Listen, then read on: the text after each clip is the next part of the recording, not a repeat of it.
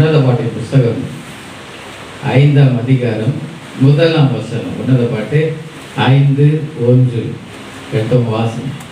என் சகோதரியே, என் மணவாளியே, நான் என் தோட்டத்தில் வந்தேன். என் வெள்ளை கோலத்தையும் என் கந்த வர்க்கங்களையும் சேர்த்தேன். என் தேன் கூட்டை என் தேனோடு புசித்தேன். என் திராட்சரசத்தை என் பாலோடு குடித்தேன். என் சிநேகிதரே புசியுங்கள், பிரியமானவர்களே குடியுங்கள், பூர்த்தியாய் குடியுங்கள். ஸ்தோத்திரம் ஆண்டவரே, நன்றி செலுத்துகிறோம் அப்பா. ஸ்தோத்திரிக்கிறோம். இந்த மகிழ்ச்சியான ஆராதனை வேலைக்காய் நன்றி செலுத்துகிறோம் அப்பா. தேவ சமூகம் ஆண்டவரே, என்னுடைய வாழ்க்கையிலே அப்பா நீ நீவாய் கிருபையாய் தந்திருக்கிறீரப்பா. இந்த தேவ சமூகத்தை உணரக்கூடிய ஒரு பெரிய வாக்கியத்தை எங்களுக்கு தந்திருக்கிறதற்காய் நன்றி.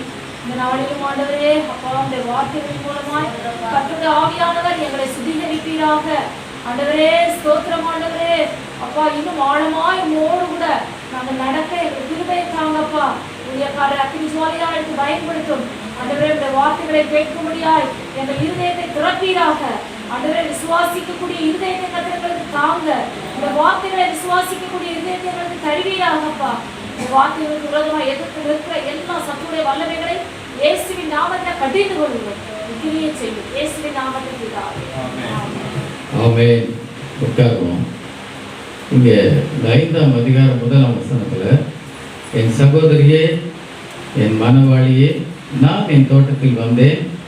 என் வெள்ளை கோலத்தையும் என் கந்த வர்க்கங்களையும் சேர்த்தேன். என் தேன் கூட்டை என் தேனோடு புசித்தேன்.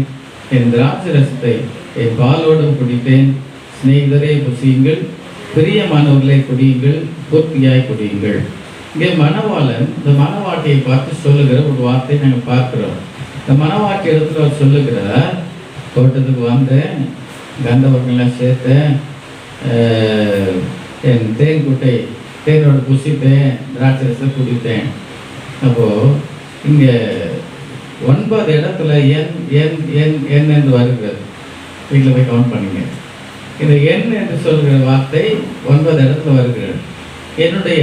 என் தோட்டம், என்னுடைய வெள்ளை போலம், என் கந்த வர்க்கம், என் தேன் கூடு, என் தேன், என் பால், என் திராட்சரசம் அப்படின்னு சொல்லி மனவாக்கியத்தில் மனவாளன் சொல்வதை பார்க்கலாம்.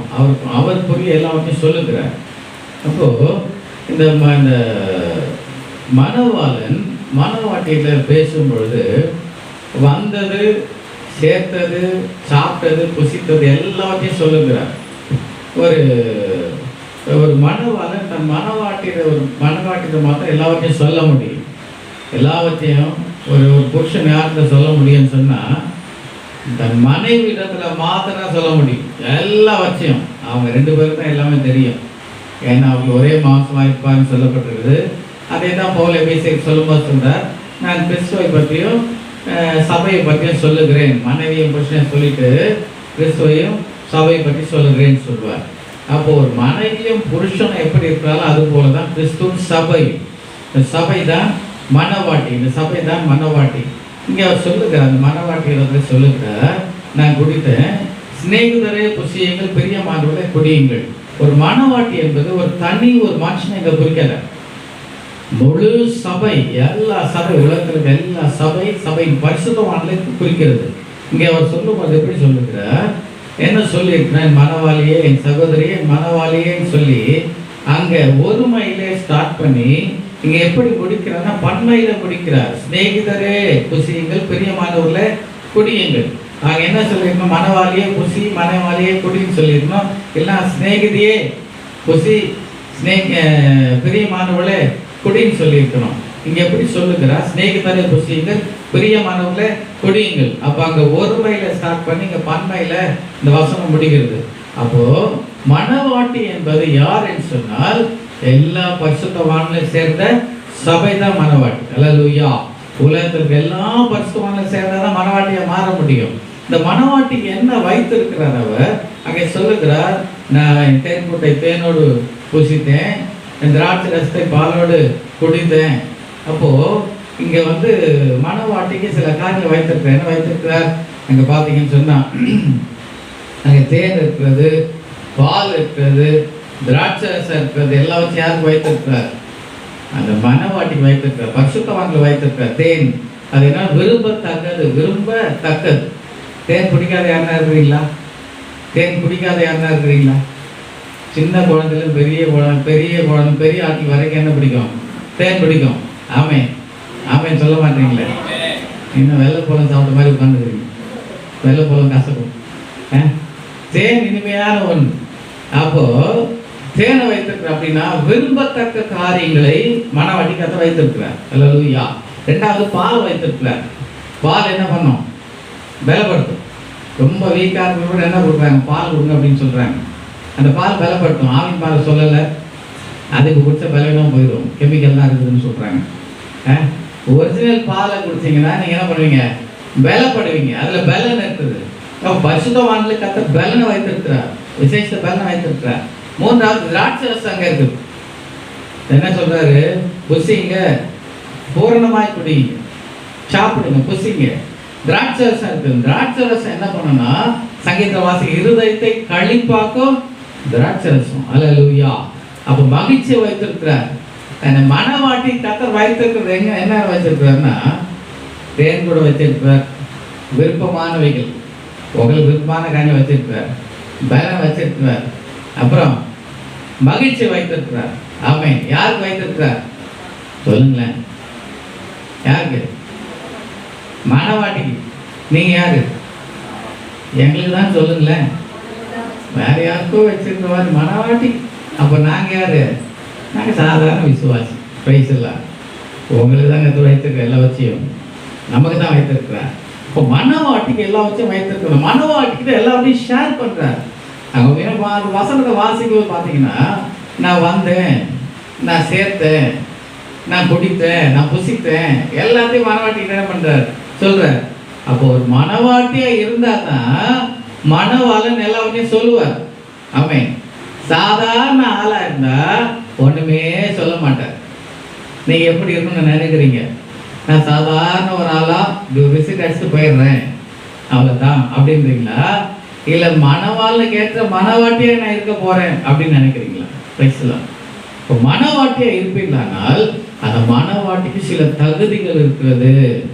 எல்லாரும் மனவாட்டி ஆக முடியுமா?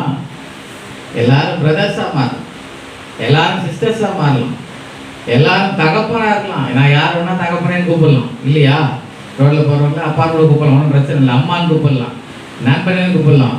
எல்லாரும் போய் மனவாட்டின்னு கூட முடியுமா? தெற்குன்னு வருவாங்க, எல்லாரும் கூட முடியாது. இப்போ மனவாட்டிக்கு ஒரு தகுதி இருக்குது. ஆமென்.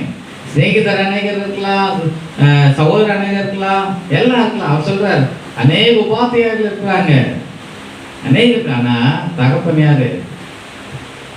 பவுல் சொல்றாரு அநேகர் இருக்கிறாங்க, ஆனால் மனவாட்டியான ஒருத்தி தான். அல்லேலூயா. மனவாட்டி ஒருத்தி தான். அப்ப நான் மனவாட்டி என்ற ஸ்தானத்துல வரணும், நீங்க மனவாட்டியின் ஸ்தானத்துல வரணும். இப்போ மனவாட்டியாய் மாற என்ன தகுதிகள் இருக்கிறது? இந்த செய்தியின் தலைப்பு என்னன்னு சொன்னா மனவாட்டியின் தகுதிகள். அல்லேலூயா. மனவாட்டியின் தகுதிகள் 5 காரியங்கள் சுருக்கமாய் சொல்லுகிறேன். ஒரு மனவாட்டிக்குரிய தகுதி என்னவென்று சொல்லி 5 காரியங்கள் சொல்லுகிறேன். முதலாவதாக உன்னத பாட்டு 4ஆம் அதிகாரம் 12ஆம் வசனம். 4:12. என் சகோதரியே, என் மனவாளியே, நீ அடைக்கப்பட்ட தோட்டமும் மறைவு கட்டப்பட்ட நீருற்றும் முத்திரிக்கப்பட்ட கிணறுமாய் இருக்கிறாய். இங்க சொல்றாரு, என் சகோதரியே, என் மனவாளியே, நீ எப்படி இருக்கிற? அடைக்கப்பட்ட தோட்டம், மறைவு கட்டப்பட்ட நீரூற்று, முத்திரிக்கப்பட்ட கிணறு.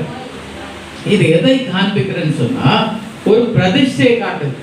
இந்த அடைக்கப்பட்ட தோட்டத்துக்குள்ள, மறைவு கட்டப்பட்ட நீரூற்றுக்குள்ள, இந்த முத்தரிக்கப்பட்ட கிணறுக்குள்ள யாரும் போக முடியாது. போக முடியுமா? அடைக்கப்பட்ட தோட்டத்துக்குள்ள நீங்க போக முடியுமா? போக முடியாது. யார் போக முடியும்? அந்த தோட்டத்துக்கு யார் போக முடியும்? சொல்ல, தோட்டக்காரன் தான் போக முடியும். தோட்டத்துக்கு உரிமையாளர் போக முடியும், எல்லாரும் போக முடியாது. அப்போ அந்த அடைக்கப்பட்ட தோட்டம் என்ன? அது என்ன சொன்னா எல்லாரையும் அது உள்ள அனுமதிக்காது, எல்லாரும் உள்ள வர முடியாது. ஒரியவர் மாத்திரம் அதுக்குள்ள பிரவேசிக்க முடியும். இதுதான் பிரதிஷ்டை. மனவாட்டி யாருன்னு சொன்னால் பிரதிஷ்டை உள்ளவள். என்ன கவனிங்க எல்லாரும், மனவாட்டி பிரதிஷ்டை உள்ளவள். அவ வந்து எல்லாரையும் உள்ள அனுமதிக்க மாட்டா, பார்க்குற எல்லாத்தையும் உள்ள கொண்டு வர மாட்டா, கண்ட பார்க்குற எல்லாத்துக்கும் உள்ள அனுமதி கிடையாது. இந்த மனவாட்டி யாருன்னா அடைக்கப்பட்ட தோட்டம். இது ஒரு பிரதிஷ்டையை காண்பிக்கிறது. எல்லாவற்றையும் உங்களுக்குள்ள அனுமதிக்க கூடாது. ஒன்று உங்களுக்குள்ள வரக்கூடாது. யார் தான் உள்ள வரணும்? யார் வரணும்? மணவாளன் மாத்திரம்தான் உள்ள வரணும், வேற ஒன்றும் உள்ள வரக்கூடாது. அப்போ பிரதிஷ்டை, முதலாவது பிரதிஷ்டை, நம்மளுடைய பரிசுத்தத்தில் ஒரு பிரதிஷ்டை இருக்குது. பரிசுத்தத்தில் ஒரு பிரதிஷ்டை இருக்குது. பரிசுத்தமாக இருக்கிறோம், பரிசுத்தம் வாஞ்சிக்கிறோம், அதுக்குள்ள ஒரு பிரதிஷ்டை ஒன்று இருக்குது. எப்படி? யோசிப்பை பாருங்க. அடிமையாக இருக்கிறான், அடிமையை வேலை செய்கிறான். அந்த எஜமானி அவளை எவ்வளோ வற்புறுத்துகிறாள் பாவத்துக்காக. ஆனால் ஒரு வார்த்தை சொல்லுகிறான், தேவனுக்கு விரோதமாய் பாவம் செய்வது எப்படி? அவன், நானே அடிமையாக தான் இருக்கிறேன், ஏதோ எஜமானி அம்மா சொல்கிறாங்க, அவங்களுக்கு நான் ஒத்து போனால் அந்த வீட்டில் இருக்க முடியும், அப்போ தான் என்னை ஒழுங்காக கவனிப்பாங்க, எனக்கு கிடைக்க வேண்டியது கிடைக்கும். அவங்களுக்கு எதிர்த்து நிற்பேன்னா அந்த வீட்டில் இருக்க முடியாது. அதனால் அவங்க சொல்லுவது நான் ஒத்து போகிறேன்னு சொல்லி அவன் ஒத்து போகலை. ஆமாம், உங்களுக்கு தெரியுமா, ஒரு இடத்துல எப்போ நீங்கள் எதிர்க்கிறீங்களோ அந்த இடத்துல நீங்கள் நிற்க முடியாது. எந்த இடமானாலும் சரி, உங்கள் ஆஃபீஸில் கூட பார்த்துங்க, வேலை ஸ்தலத்தில் பார்த்துங்க, குடும்பத்தில் கூட பாருங்க, நீங்கள் ஒரு காற்று எதிர்த்து நிற்பீங்கன்னா அங்கே நீங்கள் அவங்களுக்கு எதிரையும் கோஆப்ரேட் பண்ணாவிட்டா உங்களை வந்து தனியாக விசேஷத்தில் கவனிப்பாங்க. ஆமாம், உங்கள் ஆஃபீஸில் நீங்கள் ஒன்று ஒத்து போனால் ஒர்க் லோடெலாம் உங்கள் மேலே தான் வரும், பழியெல்லாம் உங்கள் மேலே தான் வரும், தவறெல்லாம் உங்கள் மேலே வரும், எவன் மிஸ்டேக் பண்ண உங்கள் மேலே தான் வரும். அல்லேலூயா. ஒத்து போகாத பட்சத்தில், ஒத்து போயிட்டால் பிரச்சனையே இல்லை, நீங்கள் லேட்டாக கூட போகலாம், லேட்டாக போனால் பிரச்சனை இல்லை, என்ன பண்ணாலும் பிரச்சனை இல்லை. அல்லேலூயா. ஒத்து போகாவிட்டால் அங்கே பிரச்சனை வந்துட்டே இருக்கும். ஆமே. ஆனால் பரிசுத்தத்தில் பிரதிஷ்டை என்பது பரிசுத்தத்தை கெடுக்கிற காரியங்களை, தேவனுக்கு பிரியமில்லாத காரியங்களை ஒருபோதும் ஒத்து போகாமல் இருப்பது. ஆமே, ஒருபோதும் ஒத்து போகாமல் இருப்பது. அவன் சொல்லுகிறான், நான் தேவனுக்கு விரோதமாய் பாவம் செய்வது எப்படி? இது ஒன்றுதான் பிரதிஷ்டை. அல்லேலூயா. இந்த ஒரு வார்த்தை மாத்திரம் உங்கள் வாழ்க்கையில் இருக்குமானால் நான் நிச்சயமாய் சொல்லுகிறேன், நீ மனவாடி ஸ்தானத்தில் போயிடுவேன். ஆமே, ஆமே. நான் தேவனுக்கு விரோதமாய் செய்வது எப்படி? எனக்கு ரொம்ப பிடிச்ச காரியத்தில் போவாஸ். போவாஸ் ஒரு பெரிய பணக்காரன். அவன் அன்றைக்கு வயல் அந்த எல்லாவற்றும் வேலை செய்துட்டு ஒரு அப்பாரத்தில் படுத்துருக்குறான். ரூத்தை மாமியார் அனுப்புகிறாள், சுதந்திரவாளி தான், உன்னை அவன் மேரேஜ் பண்ணிக்கலாம், அவன் சுதந்திரவாளி, நீ போ, இன்றைக்கு அவனிடத்துல போய் நீ பேசுன்னு சொல்லி அனுப்புகிறாள். அந்த ரூத் வந்து போவாசுடைய பாத பண்ணியில் படுத்துருக்குறான். நடுராத்திரி எழுந்து பார்க்கலாம், அவன் படுத்துருக்குறான். யாருன்னு சொல்லி கேட்குறான், நான் தான் அப்படி அடையாளி ரூத், நீ சுதந்திரவாளி என் போர்வை வெறியன்னு சொல்கிறா. பாருங்க, அந்த போவாஸ் என்ன அழகாக பேசுகிறான் பாருங்க, ரொம்ப பிடிச்ச வார்த்தை. அவன் வந்து அவளை கடிந்து கொள்ளலை. அவன் சொல்கிறான், முந்தின பார்க்க பிந்தின இருக்கணும், புத்தகமாக இருக்கு, நீ ஐஸ்வர்யவாத தரித்திரமாகிய வாலிபர் பின்னால் போகாததுனால நீ வந்து குணசாலி தான் அப்படின்னு சொல்லிட்டு அவன் அழகாய் சொல்லுகிறான். நீ வாசித்து பாருங்க, ரூத்தின் புஸ்தகம் 3ஆம் அதிகாரம் 8ஆம் வசனம் நீங்க வாசிப்பாங்க. ரூத் 3ஆம் அதிகாரம் 8ஆம் வசனத்தை வாசிப்போம். இல்ல அது வேண்டாம், 13ஆம் வசனம் வாசிங்க. ராத்திரிக்கு தங்கியது அவன் சுதந்திர முறையை விவாகம் பண்ண சம்மதித்தால் நல்லது, அவன் விவாகம் பண்ணட்டும். அவன் உன்னை விவாகம் பண்ண மனதில்லாதிருந்தானே ஆகில் நான் உன்னை சுதந்திர முறையை விவாகம் பண்ணுவேன் என்று கர்த்தருடைய ஜீவனை கொண்டு ஆணை எடுக்கிறேன், விடியற் காலம் மட்டும் படுத்துக் கொண்டு என்றான். இவன் படுத்து இருக்கிறா. அவன் சொல்றான், அவளையும் திட்டலை, அவள் சிலர் திட்டுவாங்க, உங்க எல்லாம் பொங்கலையா, உனக்கு வந்து வெக்கமான இல்லையா, இப்படி வரலாமா, நீ எல்லாம் ஒரு நல்ல ஒரு கேரக்டர் எழுந்து திட்டுவோம். சில ரொம்ப பரிசுத்தவான்கள் ரொம்ப அதிகம் பேசுவாங்க. இந்த போவாஸ் பாருங்க, அவளை அப்ரிஷியேட் பண்ணுறான். அது மாத்திரம் நான் சொல்கிறான், என்னை விட ஒரு சுதந்திரவாளி ஒருத்தர் இருக்கிறான், அவனை கேட்குறேன், அவன் பண்ணலைன்னா நான் பண்ணுறேன். இந்த போவாஸ் வந்து பெரிய பணக்காரன். அன்னைக்கு வந்து எத்தனை பேர் வேணால் விவாகம் பண்ணிக்கலாம், எத்தனை மருமாட்டி வேணால் வச்சுக்கலாம், பிரச்சனை இல்லை. ஈவன் அப்படி அவளை வந்து அவன் எடுத்திருந்தாலும் தவறு இல்லை, அன்னைக்கு அந்த தவறு கிடையாது, அன்னைக்கு சட்டப்படி தவறு இல்லை, அவன் சுதந்திரவாளி. ஆனால் பாருங்க, அவனுடைய பிரதிஷ்டையை பாருங்க, அவன் சொல்றான் ஆப்ஷன் இருக்குது, அவன் இல்லைன்னா நான் பண்றேன். அது மாத்திரம் இல்லை, அன்னைக்கு இரவு பொழுது அவன் பாதத்தை தான் படுத்துருக்கான். அல்லேலூயா. எவ்வளவு ஒரு ஒரு பெர்ஃபெக்டான மனுஷன் பாருங்க. அல்லேலூயா. நம்ம அந்த கதையை வாசிக்கிற, இந்த சம்பவத்தை வாசிக்கலாம் ஈஸியா இருக்குது, பட் அந்த பாதையில போகும்போது தான் தெரியும். அந்த பாதையில போகும்போது அப்படிப்பட்ட சூழ்நிலை வரும்போது எத்தனை பேர் நிற்க முடியுன்றது அவ தெரியும். அல்லேலூயா. தெரியாம சொல்லுவோம், நான் பரிசுத்தவன் எல்லாம் பார்த்துக்குவேன், அதெல்லாம் ஒன்றும் பண்ண முடியாது, இதெல்லாம் சப்ப மாட்டேன், போனால் தான் தெரியும் யார் சப்ப மாட்டேன். அப்புறம் அல்லேலூயா. அந்த சூழ்நிலை வரும்போது தான் தெரியும். இந்த போவாஸை பாருங்க, அவன் சொல்கிறான், அவரை இது நான் விசாரிக்க நான் சொல்லிட்டு அப்புறம் சொல்கிறேன், அவன் தன்னுடைய பரிசுத்தத்தை எந்த அளவுக்கு தவறே இல்லைங்க. அன்னைக்கு ரூத் வந்து தனியாக தெரியாம வரல, மாமியார் சொல்லி மாமியார் மூலமாக தான் வருகிறார், மாமியாரே அனுப்புகிறார். அவன் காரணம் பண்ணலாம், அவனுக்கு அவன் தான் உனக்கு உறவை முறையான் பண்ணலாம்னு சொல்லி அனுப்புகிறார். ஆனால் போவாஸ் எந்த அளவுக்கு அவன் வந்து ஒரு பலன் அவனுக்குள்ள இருக்கு. ஆமே, அந்த அளவுக்கு அவனுக்குள்ள ஒரு பலன் இருக்கு. நீங்க பாருங்க, தாவீது பாருங்க, அபிஷேகம் பெற்றவன், அபிஷேகம் பெற்றவன், கர்த்தருடைய ஆவியான மேல இருக்கிறாரு, ஒரு தீர்க்கதரிசி. அவன் வந்து அபிஷேகம் பெற்றிருந்தாலும் கூப்பிட்டு பாவம் செய்யறான். சம்பவத்தை வாசிப்பீங்க, பார்த்து கூப்பிட்டு என்ன செய்யறான், பாவம் செய்கிறான். சிம்சோன் ஒரு அபிஷேகம் பெற்றவன், அவனுக்கு ஆவியான இருக்கிறார், பலசாலி, பராக்கிரமசாலி. இவன் போய் பாவம் செய்யறான், தேடி போய் பாவம் செய்யறான். ஆனா போவாஸை பாருங்க, அவனுக்கு அபிஷேகம் கிடையாது, அவனுக்கு ஆவியான கிடையாது, ஆனா பாவம் தேடி வருகிறது. ஆனா அதை மேற்கொண்டு அவனால ஜெயம் எடுக்கலாம். அல்லேலூயா. அதனால தாவீது கோலியாத்தை கொண்டு இருக்கலாம், அவன் பெரிய வீரனா இருக்கலாம், பெரிய காரியம் செய்திருக்கலாம். நான் சொல்லுவேன், அவன் பலவீனம் தான். ஆமே, சிம்சோன் வந்து 1000 பேரை கழுதையோட பச்சை தாடியில் நான் கொண்டு இருக்கலாம், எல்லாம் பராக்கிரமசாலின்னு சொல்லலாம், பராக்கிரமசாலின்னு சொல்லலாம். ஆனால் சிம்சோன் யார் தான்? பலவீனம் தான். உண்மையான பராக்கிரமசாலி யாருன்னு சொன்னா போவாஸ் தான் பராக்கிரமசாலி. அல்லேலூயா. எந்த மனுஷன் தன்னுடைய சரீரத்தை கட்டுப்பாட்டுல வைக்கிறானோ, அடைக்கு ஆளுகை செய்கிறானோ, எவன் இந்த சரீரத்தை சரியான விதத்தில் நடத்த பலன் பெற்றவன் அவன் தான் அபிஷேகம் பெற்றவன். ஆமே, அவன் தான் பலசாலி. நீ உலகத்தால ஆளுகை செய்யலாம், ஒன்ன ஆளுகை செய்ய முடியாவிட்டால் நீ பலவீனம் தான், நீ பலவீனம் தான். அவ பாருங்க, அந்த அந்த அருமையாய் அந்த இடத்துல அவன் பேசி அழகாய் தன்னுடைய பரிசுத்தத்தை பாதுகாத்துக் கொள்வான். அந்த போவாஸ், இந்த பரிசுத்தத்துல ஒரு பிரதிஷ்டை வேணும், பரிசுத்தத்துல பிரதிஷ்டை வேணும். இல்லாவிட்டால் நாம் மனவாட்டியை மாற முடியாது. கண்டதுக்கெல்லாம் அனுமதி கொடுக்க கூடாது, நமக்குள்ள எல்லாம் வர்றதுக்கு அனுமதி கொடுக்க கூடாது. நான் பிரதிஷ்டை இருக்கணும். இந்த கண்களின் மூலமா பாவம் என்ன பண்ணக்கூடாது, உள்ள நுழைய கூடாது. கண்கள் ஒரு பிரதிஷ்டை இருக்கணும்.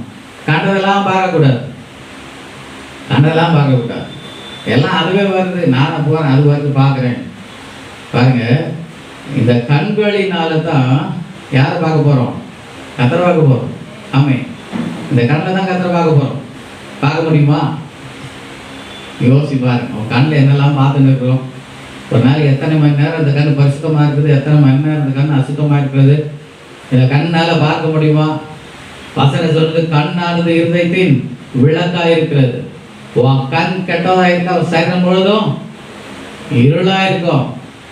உன் கண் தெளிவா இருந்தா சரீரம் முழுதும் வெளிச்சமா இருக்கும்.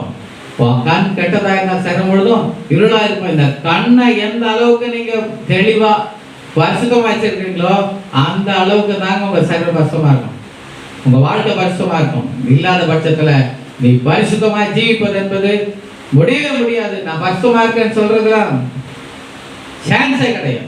இந்த கண்ணை பரிசுத்தமா பாதுகாத்துக் கொள்ளாம நீ பரிசுத்தமா ஜீவிக்க முடியாது. நீ உன்னை ஏமாத்திக்கிற, உன் வாழ்க்கையை ஏமாத்திக்கிற.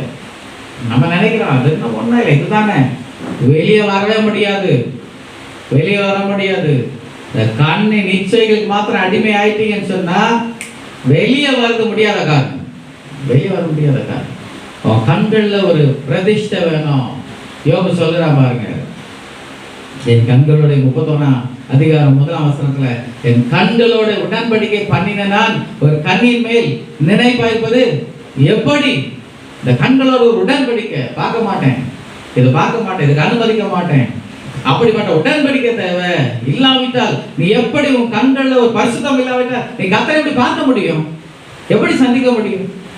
ஆண்டவர் தரிசிக்கணும்னு கேட்கிற, ஆண்டவர் என்கிட்ட பேசணும்னு கேட்கிற, ஆண்டவர் சத்தத்தை நான் கேட்கணும்னு சொல்லி ஜெபிக்கிற, ஆண்டவர் எல்லாருக்கும் தரிசனம் ஆனீங்க, எனக்கு தரிசனமா கேட்கிற, உன் கண் எப்படி இருக்குது? உன் கண் எப்படி இருக்குது? அழகா போன ஒருத்தன், வைராக்கியம் உள்ளவன், மத சட்டங்களில நியாயப்பிரமாணத்துல வைராக்கியம் உள்ளவன், தேவனுக்கு ஏற்ற வைராக்கியம் இருந்தது. ஆனா கத்தரை பார்த்தோட கண்டு போயிடுச்சு. போச்சா? பவுலுடைய வாழ்க்கையை பாருங்க. அவன் யாரு? அவன் பாவம் செஞ்சான் ஒன்றும் இல்லை. தேவன் மேல வைராக்கியத்தினால்தான் சீஷர்கள் வந்து பிடித்து சிறைச்சாலையில் போனா, ரட்சிக்கப்பட்ட ஜனங்கள் உபத்திரப்பட்டன. எதனாலன்னா தேவனுடைய வைராக்கியம். அன்னைக்கு நியாயப்பிரமாணம் அப்படி சொல்லுச்சு. அன்னைக்கு நியாயப்பிரமாணம் அப்படி இருந்தது. அதை கடைபிடிச்சு தான் அவன் செய்தான். ஆனா அவனே கத்தரை பார்த்தபோது கண்டு போயிடுச்சு. அல்லேலூயா. இது கண்டதெல்லாம் பார்த்து கொண்டு போய் கத்தரை பார்க்க முடியுமா? எப்படி பார்க்க முடியும்? எப்படி இயேசுவை பார்க்க முடியும்?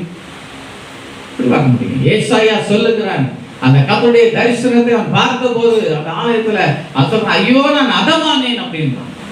ஏசாயா தீர்க்கதரிசி புஸ்தகம் 6ஆம் அதிகாரத்தை வாசிப்பீர்களானால் கர்த்தருடைய அந்த மகிமை தரிசனத்தை அவன் பார்த்தபோது, ஏசாயா 6ஆம் அதிகாரத்தை வாசிக்கிறோம். இங்க பார்க்கிறோம் 5ஆம் வசனத்துல, அப்பொழுது நான் ஐயோ அதமானேன், நான் அசுத்த உதடுள்ள மனுஷன், அசுத்த உதடுள்ள ஜனங்களின் நடுவில் வாசமாயிருக்கிறவன், சேனைகளின் கர்த்தராகிய ராஜாவை என் கண்கள் கண்டதே சொன்னான். அதான் அதமானேன், ஆனா தொலைஞ்சேன் நான் அப்படின்னு. அல்லேலூயா. நான் அழிஞ்சேன். ஏன்? நான் கத்தரை பார்த்தேன். நீ கத்தரை பார்த்தது வந்து ஈஸி இல்லை, தகுதியெல்லாம் பார்க்க முடியாது. அல்லேலூயா. பரிசுத்தம் பார்க்க முடியாது. அதெல்லாம் வசனம் சொல்லுது, பரிசுத்தம் இல்லாமல் ஒருவனும் தேவனை தரிசிப்பதில்லையே. பரிசுத்தம் இல்லாமல் எப்படி தரிசிக்க முடியும்? எப்படி பார்க்க முடியும்? ஒரு தீர்க்கதரிசி, அபிஷேகம் பண்ணப்பட்டவன், இயேசு கிறிஸ்துவின் வருகையிலிருந்து பிறப்பிலிருந்து முடிவு வரைக்கும் எடுத்து வைத்திருக்கிற ஒரு மனுஷன், வெளிப்பட்டல் பெற்றவன் சொல்லுகிறான் அதமானே. அவர் பார்க்கும்போது அதமானேன்னு சொன்னா, இன்னைக்கு ஏதோ நினைச்சிட்டு இருக்கிறோம். நீங்க நிறைய பேர் நினைக்க ஆண்டவர் வந்து கூப்பிட்டவனே பார்த்து போயிடுவேன். சான்ஸே கிடையாது. ஏமாத்திக்காதவங்க. ஆண்டவர் கூப்பிட்டு போயிட முடியும் பரிசுத்தம் இல்லாம. இன்னைக்கு உன் பரிசுத்தம் என்ன? எவ்வளவு பரிசுத்தமா இருக்கிற? பரிசுத்தமா இருக்கிறேன்னு சொல்லி தைரியமா சொல்ல முடியுமா உன்னால? ஏதோ ஒரு வாழ்க்கை வாழாத மனவாட்டின்னு சொன்னா, நீ மனவாட்டியே மாறணும்னா பரிசுத்தத்துல ஒரு பிரதிஷ்டை உனக்கு தேவை. அல்லேலூயா. பிரதிஷ்டை தேவை. எல்லாத்தையும் பரிசுத்தம் பாதுகாத்துக் கொள்ளுங்க. இந்த செல்லை யூஸ் பண்ணும்போது கொஞ்சம் பார்த்து யூஸ் பண்ணுங்க. யூஸ் பண்ணுறது தப்புன்னு சொல்லலை. அதில் பரிசுத்தம் உங்களுக்கு தேவை. நான் என்ன பார்க்குறேன் சிலர் பார்த்தீங்கன்னா எப்பவுமே யாருக்குமே தெரியாத பொசிஷன் தான் வச்சுருப்பாங்க. வீட்டில் இருந்து பாருங்க, யாரும் தெரியாத பொசிஷன் தான், யாரும் பார்க்க முடியாது. அதை பார்க்கறது என்ன பண்ணேன், எல்லாரும் பார்க்குற மாதிரி இப்படி வச்சு நான் பார்க்கணும். செல்லை பார்த்தேன்னா இப்படி வச்சு பார்க்கணும். இப்படி வச்சு பார்க்குறேன்னா ஏதோ கள்ளத்தனம் பண்ணுறேன்னு அர்த்தம். யாரும் பார்க்கக்கூடாதுன்னு கள்ளத்தனம் பண்ணுறேன்னு அர்த்தம். யாரும் பார்க்கணும். சிலர் பாருங்க, ஒரு கால் வரக்கூடாது, எடுத்துன்னு உடனே ஒரு ஓட்டம், வயத்த காலத்தில் ஓடாம வருங்க. அந்த மாதிரி ஓட்டம். தனிமையை பேசு, எல்லாரும் பேசு, சத்தமாக பேசு. அல்லேலூயா. ஏன்? சம்திங் தான். எல்லாம் பேசு. எங்கள் செல்லெல்லாம் யாருன்னா எடுக்கலாம், பிரச்சனை கிடையாது. என் செல் ஒரு அவங்ககிட்ட இருக்கும், அவங்க செல் ஒரு நாள் என்கிட்ட இருக்கும். சில செல்லை தொட்டு பார்க்கலாம், பஸ்ட் ஆயிடும், ஹார்ட் அட்டாக், தொட முடியாது. உயிரை கூட இடத்துல செல் எடுக்க முடியாது. அவ்வளோ வரும். எதுக்கு தொட்டிங்க?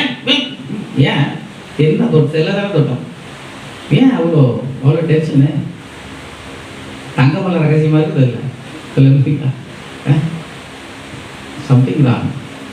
வெளியரங்கமாக இருக்கணும். மனவாட்டியை நீ மாறணுமா? வெளியரங்கமாக இருக்கணும். யார் வேணா பார்க்கட்டும், எதை வேணா பார்க்கட்டும். உங்கள் பேக்கில் கை விடலாம், உங்கள் பாக்கெட்டில் கை விடலாம், உங்கள் செல்லில் கை விடலாம். ரோட்டில் இருக்கிறவங்கள, வீட்டில் இருக்கிறவங்க, சில வீட்டில் இருக்கிறவங்க தொடக்கூடாது, பயங்கர போகும். ஏன்? வெளியரங்கமாக இருக்கணும். எல்லாத்தையும் வெளியரங்கமாக இருக்கணும்.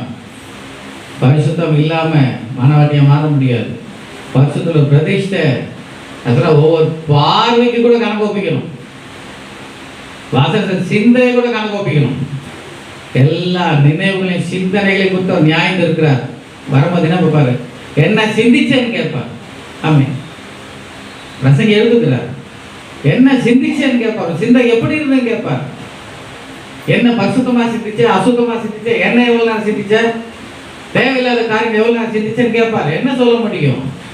அவர்கிட்ட என்ன ரீசன் சொல்ல முடியுமா? ஒன்றும் சொல்ல முடியாது. ஒரு மனவாட்டி யாருன்னா அவர் பரிசுத்தத்தில் பிரதிஷ்டை உள்ளவர். ரெண்டாவது, பிரதிஷ்டை வந்து பரிசுத்தம் மாத்திரம் இல்லை, ஆகாரத்தில் கூட ஒரு பிரதிஷ்டை இருக்குது. அல்லேலூயா.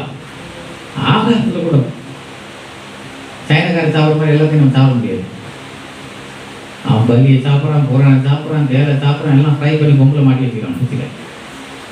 இதை பார்த்து நம்ம ஆட்களுக்கு ஒரு ஆசை வருது, நம்ம சாப்பிட்டா என்ன, அது ஒரு பாட்டில் சாப்பிடக்கூடாது பயப்படு. அல்லேலூயா. அது எப்பவுமே பைசா இல்லை, எப்பவுமே அது 60% தான். பண்ணி எப்பவும் பரிசுத்தமாக மாற போகிறது கிடையாது. ஆமே. பழைய ஏற்பட்ட காலம் தான் பண்ணி சாப்பிடணும். இப்போ சாப்பிடலாம், இப்போ அதை தான் சாப்பிடும். பண்ணி எப்போ பண்ணி பைசா இல்லை, பரிசுத்தமாக இருக்கிறோம், பரிசுத்தமாக தான் சாப்பிடணும். அந்த ஜனங்கள் நமக்கு பார்த்தீங்கன்னா எது ஆண்டவர் செய்ய வானாங்களோ அது மாதிரி தான் அதிகமான வாந்தியாக இருக்கும் பாருங்க. இதை வாங்கினா அதுதான், இதை வாங்கினா அதுதான் ரொம்ப வாங்கிக்கும். நான் சொல்லுவேன், ஆகாரத்தில் பரிசுத்தம் தேவை. அவனை பாருங்க, தானியேலை பாருங்க, ராஜாவின் ஆகாரத்தினால் போஜனத்தால் தான் தீட்டு கொடுத்தாதபடி அவன் வேண்டிக் கொண்டான். அடிமையா இருக்கிற ராஜா போஜனம் கிடைக்குது, எவ்வளவு நாளைக்கு கிடைக்கும் போது அடிமையான பேசலாம், பிடிச்சி ஒரு பொடி வெட்டு அப்புறம் பார்த்துக்கலாம். அப்படி இல்லாமல் அவன் சொல்கிறான், நான் தீட்டுப்படுத்த மாட்டேன், ராஜபோதனம் எனக்கு தேவை. பேர் ஜெபம் பண்ணுறார். ஜெபம் பண்ணும்போது வானத்தில் ஒரு கூடு ஒன்று இறங்குனா அதில் பார்த்தீங்கன்னா எல்லா ஊரும் பிராணி, 60 காரியம், மிருகம் எல்லாம் இருக்குது. சத்தங்கத்தை அடித்து புசின்னு பேர் சொல்கிறார். ஆண்டவரே, தீட்டு 60 ஒன்றும் ஒரு காலம் என் வாய்க்குள்ள போனதில்லை. அவர் சொல்றாரு, இந்த வரை நான் சாப்பிடவே இல்லை, எப்படி சாப்பிடுவேன்? அவங்க மேலே சத்தம் அதை சாப்பிட்டு, இவன் சொல்ல சாப்பிட மாட்டேன். யார் பேர் படிச்சவரா? படிப்பெல்லாம் கிடையாது, சும்மா ஒரு கை நாட்தான், ஒரு மீன் பிடிக்கிற சாதாரண மனுஷன்.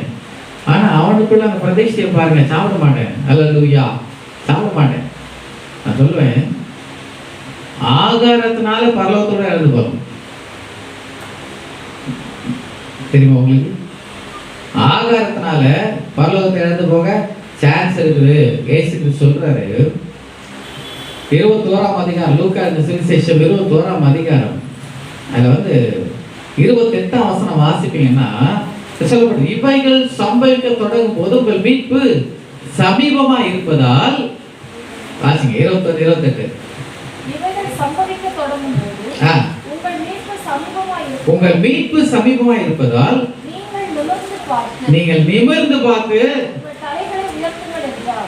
தலைகளை உயர்த்துங்கள். இவைகள் சம்பவிக்கும் போது என்ன நடக்கும், ஆண்டவர் வரும்போது என்ன நடக்கும் எல்லாம் சொல்லிட்டு சொல்றாரு. இதெல்லாம் நடக்கும் போது உங்கள் மீட்பு சமீபமா இருக்குது அப்படின்னா ஆண்டவர் வர போறார், உங்களுக்கு மீட்க போறார், உங்களை கொண்டு போக போறார். அப்போ நீங்க என்ன பண்ணுங்க, தலையை எங்கிருந்து பாருங்க, கொஞ்சம் எச்சரிக்கை சொல்லிட்டு 34ஆம் வசனத்துல ஆண்டவர் சொல்லுகிறார். வாசி பாருங்க. உங்கள் இருதயங்கள் பெருந்திண்டினாலும் வெறியினாலும் லௌகீக கவலையினாலும் பாரம் அடையாதபடிக்கு, நீங்க நினையாத நேரத்தில் ஆண்டோட வருகை வராதபடிக்கு வந்துடாதபடிக்கு எச்சரிக்கையா இருங்க. அவர் சொல்றாரு, என்ன செய்யணும், நீங்கள் என்ன பண்ணக்கூடாது. ஆமா, முதலாவது அதான் ஸ்டார்ட் பண்றாரு. என்ன ஸ்டார்ட் பண்றாரு, உங்க இருதயம் பெருந்திண்டினால் அப்படின்னு என்ன அர்த்தம், சாப்பாட்டையே நினைச்சிடலாம, யாரும் தப்பா நினைக்காது, சாப்பாட்டுக்கே முக்கியத்துவம் கொடுக்காம முதல்ல தான் பெருந்திண்டினால். உட்கார்ந்தா கூட அதே போனால் மீன் குழம்பு வைக்கலாமா, இல்லை மட்டனா, இல்லை சிக்கன் வாங்கி போயிடலாமா, வரும்போதே வாங்கி வந்துடலாம், சரி ரெண்டும் சேர்த்து குழம்பு வச்சா கஷ்டம், ஒரே வேலையை பிரியாணி செஞ்சுருவோமா. எத்தனை பேர் செஞ்சுக்கலாம் தெரியல. அல்லேலூயா. நீங்கள் சில சிரிக்கிறத பார்த்தா கொடுத்தாரு, இங்கே போகும்போதே பிடிச்சிட்டு போயிடலாம், இல்லைன்னா எல்லாம் சேர்த்து ஒரு கடையில் வாங்கி போயிடலாம், பிரியாணியே வாங்கிட்டு போயிடலாம். மத்தியானம் ஒரு இல்லை இல்லை ஏதாவது ஒரு ஹோட்டல் போயிட்டு அப்படியே போயிடுவோம், இன்னைக்கு மத்தியானம் ஒன்றும் செய்ய வேண்டாம், பைசா சர்வீஸில் இருந்தாலும் சில வேலை அப்படிப்பட்ட சிந்தனை. நான் சொல்கிறேன், அதுதான் சொல்லுது, சாப்பாட்டு மேலே என்ன பண்ணக்கூடாதான், நினைக்கக்கூடாது. அல்லேலூயா. சில பாருங்க, ஏதாவது ஃபுட்டை பார்த்தோன்னா அவங்க பேனை முடிஞ்சிடும், ஃபாஸ்டிங் இருப்பாங்க, பிரியாணின்னு ஒரு சிந்தை வந்து ஃபாஸ்டிங் எனக்கு முடிஞ்சிடும், அடுத்த வாரம் ஃபாஸ்டிங் போடலாம், இன்னைக்கு இல்லை இன்னைக்கு சாப்பிட்ற தான் சிந்தை வந்துடுச்சு, அவ்வளோதான். ஒரு பிரியாணி வேணா ஃபாஸ்டிங் க்ளோஸ் அன்னைக்கு. அல்லேலூயா. நம்ம சச்சு ஒருத்தர் இருந்தார் இல்லை, அவர்கிட்ட வந்து எங்கெங்கெல்லாம் பிரியாணி கடைன்னா கரெக்டாக சொல்லுவார். பாஸ்டர் இங்கே இந்த பிரியாணி கடை சூப்பராக இருக்கும் பார்த்தா, அங்கே இங்கே இருந்து அவர் சொல்லுவார், அங்கே எங்கேயோ ஓட்டேரி அந்த பக்கம் ஏதோ அங்கே ஒரு கடை பார்த்தா சூப்பராக இருக்கும், ரொம்ப நல்லது. எல்லா பிரியாணி கடையும் அழகாக சொல்லுவார், அது நல்லா இருக்கும். பிரியாணிலே காலம் போயிடுச்சு அவருக்கு, ப்ரைஸ் எல்லாம். இப்போ சிலர் அப்படிதான் சாப்பாடே முக்கியம். நான் சொல்கிறேன், ஆகாரம் தேவைதான், ஆனால் ஆகாரத்துக்காக வேற வாழக்கூடாது. சாப்பிட வாழணுமே தவிர சாப்பிட்றதுக்காக வாழக்கூடாது. ஆமே, சில பாருங்க சாப்பாடு கிச்சனில் போயிட்டா 10 மணி நேரம் கூட ஸ்பெண்ட் பண்ணியிருப்பாங்க. டேஸ்ட்டாக செய்யணும்னு சொல்லி அவ்வளோ நேரம் ஸ்பெண்ட் பண்ணுவாங்க. நான் தயவு செய்து ஸ்பெண்ட் பண்ணாதீங்க. அல்லேலூயா. ரொம்ப ஸ்பெண்ட் பண்ணிங்கன்னா சாப்பாடு நல்லா இருக்காது. அல்லேலூயா. தேவையான செய்யுங்க, வேணான்னு சொல்லலை. சிலர் நினைக்கிறாங்க ஏற்கனவே என் ஒய்ஃப் ரொம்ப நல்லா செய்யும், இவர் வேறு இப்போ சொல்லிட்டு வேற போகிறாரு அப்படின்னு. அதுக்காக நான் சொன்னேன்னு புளி மிளகாத்தூள் உப்பு போட்டு கரைச்சி குழம்பு முகிட்டு போயிருக்கோங்க. அல்லேலூயா. வாசல் சொல்லிட்டா ரொம்ப நேரம் செய்யக்கூடாதுன்னு. அல்லேலூயா. செய்யுங்க, வேணான்னு சொல்லலை. சாப்பிடுங்க, வேணான்னு சொல்ல. அதுக்கு முக்கியத்துவம் கொடுத்தாருங்க.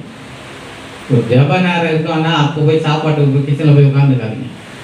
அப்போ அதில் போய் நேரம் ஸ்பெண்ட் பண்ணாதீங்க. அல்லேலூயா. ப்ரைஸ் இல்லை. அப்போது ஒரு ஆகாரத்தில் கூட நமக்கு என்ன வேணும்னா ஒரு பிரதிஷ்டை வேணும். ஒரே ஒரு டம்ளர் கூழ் தாங்க ஏசா வந்து சேஷபுத்திர பார்த்து இறந்து போயிட்டான். ஆமே, ஒரே ஒரு டம்ளர், ஒரு சிகப்பான கூழை காமிச்சு யாக்கோபு அழகாக அவனை ஏமாத்திட்டான். சில வேளை பிசாசு ஃபுட்டை கொடுத்தே சில ஏமாத்திடுறோம். நம்ம நினைக்கிறோம், ஆஹா கர்த்தர் தந்தார், கர்த்தருக்கு சோதரம், கர்த்தர் போஷிக்கிறார். நான் ஃபுட்டு கர்த்தர் தராரா வேற யாரும் தர யோசிப்பேன். ஃபாஸ்டிங் நேரத்தில் ஃபுட்டு ஒன்று தேடி வருதுன்னு அது கர்த்தர் தரது கிடையாது. ஆஹா கர்த்தருக்கு வழி தந்துட்டார், இன்னைக்கு நான் சாப்பிட்றது தேவ சித்தம், நீ ஃபாஸ்டிங் இல்லை, நீ சாப்பிடக்கூடாதுன்னு சொல்லி நீ ஃபாஸ்டிங் கூடாதுன்னு பிசாசு சித்தம். அவன் தான் அழகாக வாசனையாக கொண்டு வந்து வைக்கிறான் வீட்டில். அன்றைக்கி தான் பாருங்கள் பக்கத்து வீட்டில் பிரியாணி கொடுப்பாங்க. நீங்கள் ஃபாஸ்டிங் எடுத்தீங்கன்னா அன்றைக்கி வந்து விதவிதமாக பலகாரம் வரும், விதவிதமாக வரும், ஸ்வீட் வரும். அன்றைக்கி தான் பிரியாணி வரும். எச்சரிக்கையாக இருங்க. அன்றைக்கி வந்து கொஞ்சம் இதை வந்து என்ன பண்ணணும், லாக்டவுன் போடணும். ஆமே, ஒரு ஷட் டவுன் இருக்கணும். அன்றைக்கி நீங்கள் சொன்னாங்க பந்து ஒரு பாஸ்டர் ஒருத்தர் இருப்பார். அவரை பாஸ்டர் சாப்பிடலையா இன்றைக்கின்னா அவர் சொல்ல, இல்லை நான் பந்து இன்னைக்கு அப்படிப்பார். நிறைய பந்து அவர் எப்போ பார்த்தாலும் ஃபாஸ்டிங் தான் இருப்பார். நைட் 12 மணிக்கு தான் சாப்பிடுவார், திரும்ப காலையில் ஃபாஸ்டிங், ஒரே ஒரு வேளை சாப்பிடுவார். சில நாள் சில அதுவும் கிடையாது, ரொம்ப ஃபாஸ்டிங் இருப்பார். நான் சொன்னேன் தேவை, சரீரத்துக்கு தேவையான இடத்துல சாப்பிடுங்க. அதுக்காக ஃபாஸ்டிங் வந்து ஃபாஸ்டிங்னு சொல்லலை, தேவையான வேலையில் சாப்பிடுங்க. ஆனால் அதிகமாக என்ன செய்யாதீங்க, அதுக்கு அது முக்கியத்துவம் கொடுத்தாருங்க. போதனத்துக்கு வயிறும் வயிற்றுக்கு போதனமும் ஏற்கும். ஆனால் தேவன் கவனிங்க, இவர் ரெண்டையும் என்ன பண்ணுவாராம், என்ன பண்ணுவார், அழிய பண்ணுவார். பைபிள் தான் சொல்லுது, போதனத்துக்கு வயிறும் இருக்கும், வயிற்றுக்கு போதனம் இருக்கும். ஆனால் ரெண்டுத்தையும் தேவன் என்ன பண்ணுவார், அழிய பண்ணுவார். புசிப்பும் குடிப்பும் தேவனுடைய ராஜ்யம் இல்லை. தேவனுடைய ராஜ்யம் அது கிடையாது, தேவை அது கிடையாது. அப்போ அதில் ஒரு பிரதிஷ்டை இருக்கணும். மனவாட்டி யாருன்னா அவ பிரதிஷ்டையில் நீ மனவாட்டியை மாற்றணுமா, பிரதிஷ்டை பரிசுத்தத்தில் ஒரு பிரதிஷ்டை கொண்டு வா. கண்ணில் பரிசுத்தம் பாதுகாத்துக்கொள்ளும், உங்கள் சரீரத்தை பரிசுத்தம் பாதுகாத்துக்கொள்ளும். அவனவன் தன் சரீர பாட்டத்தை பரிசுத்தமாய் ஆள கடவுள் சொல்லப்பட்டிருக்கு. பரிசுத்தமாய் ஆளும். ஆகாரத்தில் ஒரு பிரதிஷ்டை வேணும், மனவாட்டி பிரதிஷ்டை வேணும். ரெண்டாவது ஒரு மனவாட்டி யாருன்னு சொன்னால் உன்னத பாட்டின் புஸ்தகம் 4ஆம் அதிகாரம் 2ஆம் வசனம். உன்னத பாட்டு 4:2.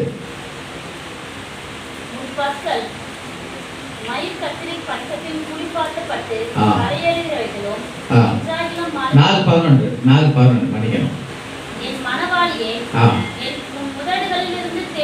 என் மனவாளியே உன் உதடுகளிலிருந்து தேன் ஒழுகிறது, உன் நாவின் கீழ் தேனும் பாலும் இருக்கிறது. போதும். ஒரு மனவாட்டி யாருன்னு சொன்னா அவர் உதடுல என்ன இருக்குதான், என்ன இருக்குது, தேன் இருக்குது. நாவின் கீழ் தேனும் பாலும் இருக்குது. நாவின் கீழ் என்ன, நாவில் என்ன இருக்கும், உதடுல தேன் இருக்கு, பால் இருக்கு. காலையில தூங்கி எழுந்தவன வயது அது சொல்லலைன்னா சில தூக்கத்தோடு எழுந்து வருவாங்க. அது இல்லை, நம்ம வாயில் எப்பவுமே தேனும் பால் இருக்கும். என்ன செய்யுது, தேனும் பால் வாயில் வச்சுக்க முடியுமா? இங்கே சொல்லப்பட்டிருக்குது, வாயில எப்போ ஒரு ஒரு ஆகாரத்தை கூட நீங்க வைங்க, இல்லை ஒரு பாலை கூட வைங்க. அந்த பாலை குடிக்கிறீங்க, ஒரு டம்ளர் குடிக்கிறீங்க, அந்த வாயில அது எப்போ இருக்கும் தெரியுங்களா? எப்போ இருக்கும்? எப்போ இருக்கும்? வயிறு ஃபுல்லாகிடுச்சுன்னா வாயில் தான் இருக்கும். சில நீங்கள் ஆகாரம் சாப்பிட்றீங்க, ரொம்ப இன்ட்ரெஸ்டாக நிறைய போட்டாங்க, சாப்பிடுங்க, சாப்பிட்டு வயிறு ஃபுல்லாகிடுச்சுன்னா அதுக்கப்புறம் சீக்கிரம் உள்ளே இறங்காது, ரொம்ப நேரம் சமைச்சுனே இருக்கும். ஆமாம் தானே? ஃபுல்லாகிட்டு பேர் இறங்காது. அவளுக்கு ஃபஸ்ட்டு சீக்கிரமாக இருக்கும், ஃபுல்லாக ஆக ஆக ஆக உள்ளே இறங்குறது கஷ்டமாயிருக்கும், வாயிலே இருக்கும். அப்போ வயிறு ஃபுல்லாகிடுச்சுன்னா வாயில் இருக்கும். அப்போ தேனும் பாலும் வாயில் இருக்கணும்னு சொன்னா, இந்த தேனும் பாலும் கர்த்தருடைய வார்த்தையை காண்பிக்கிறது, வசனத்தை காண்பிக்கிறது. அது வாயில் இருக்கணும்னு சொன்னா இருதயம் நிறைஞ்சிருந்தா வாயில் இருக்கும். ஆமென். உள்ளத்தின் நிறைவினால் வாய் பேசும். அப்ப இருதயம் வார்த்தையினால் நிறைந்திருக்குமானால் இந்த வாய் வார்த்தையினால், கர்த்தருடைய வார்த்தையினால் நிறைந்திருக்கும். உங்க உள்ள எதில் நிறைஞ்சிருக்குது? வசனத்தால் நிறைஞ்சிருக்குதா? வாய் திறந்தா வசனம் வருதா? வசனத்தை சொல்றோமா? எலிசாவிடத்துல 3 ராஜாக்கள் வந்தாங்க. இஸ்ரவேலின் ராஜா, யூதாவின் ராஜா, ஏதோமின் ராஜா. இந்த 3 ராஜாக்களும் மோவாபின் ராஜாவோட யுத்தம் பண்ண போனாங்க. போற வழியில தண்ணி இல்லை, ராஜாக்களுக்கு தண்ணி இல்லை, கூட வந்த மிருகங்களுக்கு தண்ணி இல்லை. இப்போ அவங்க சொல்றாங்க, ஐயோ தண்ணி இல்லை, நாம எல்லாம் அவ்வளோதான், செத்து போனோம், மோவாபின் ராஜா கிட்ட மாட்டிக்குவோம், அவ்வளோதான். இப்போ யோசபாத் கேட்கறான், யூதாவின் ராஜா, இங்க யாருன்னா கர்த்தருடைய தீர்க்கதரிசி இருக்கிறாங்களா அப்படின்னு. அப்போ இஸ்ரவேல் ராஜாவுடைய ஊழியக்காரன் சொல்றான், எலியாவின் கையிலுக்கு தண்ணீர் வார்த்தை சாப்பாட்டின் குமாரனாக எலிசா இங்க இருக்கிறான். உடனே யோசபாத் சொல்றான், அங்க போலாம், அவங்ககிட்ட கர்த்தருடைய வார்த்தை இருக்கிறது. என்ன இருக்குது? கர்த்தருடைய வார்த்தை இருக்கிறது. வார்த்தை இருந்ததுனால இந்த ராஜாக்கள் இடத்துல போனாங்க. அப்போ கர்த்தருடைய வார்த்தை உங்ககிட்ட இருந்தா யார் வருவாங்க? சொல்லுங்களேன், யார் வருவாங்க? ராஜாக்கள் வருவாங்க. வாயை தரணும், தேனும் பாலும் இந்த வாயில பேசல. ராஜாக்கள் வருவாங்க. நீங்க பாருங்க, ஏசாயா தீர்க்கதரிசி புத்தகம் 60ஆம் அதிகாரம் 3ஆம் வசனத்துல வாசிக்கிறோம், உன் வெளிச்சத்தினிடத்தில் ஜாதிகளும் உதிக்கிற ஒரு ஒளி நேரத்தில் ராஜாக்களும் எப்படி வருவாங்களாம்? நடந்து வருவாங்க. உன் வெளிச்சத்தினிடத்துல கட்டளை விளக்கு, வேதமே வெளிச்சம், போதக சிச்சை ஜீவ வழி. அப்போ அந்த வெளிச்சம் ஒளி எதை காட்டுனா வசனத்தை காண்பிக்கிறது. வசனம் இருக்குமானால் ராஜாக்கள் வருவாங்க. நீங்க போவானா? கர்த்தருடைய வார்த்தைக்கு மாத்திரம் முக்கியத்துவம் கொடுத்து பாருங்க.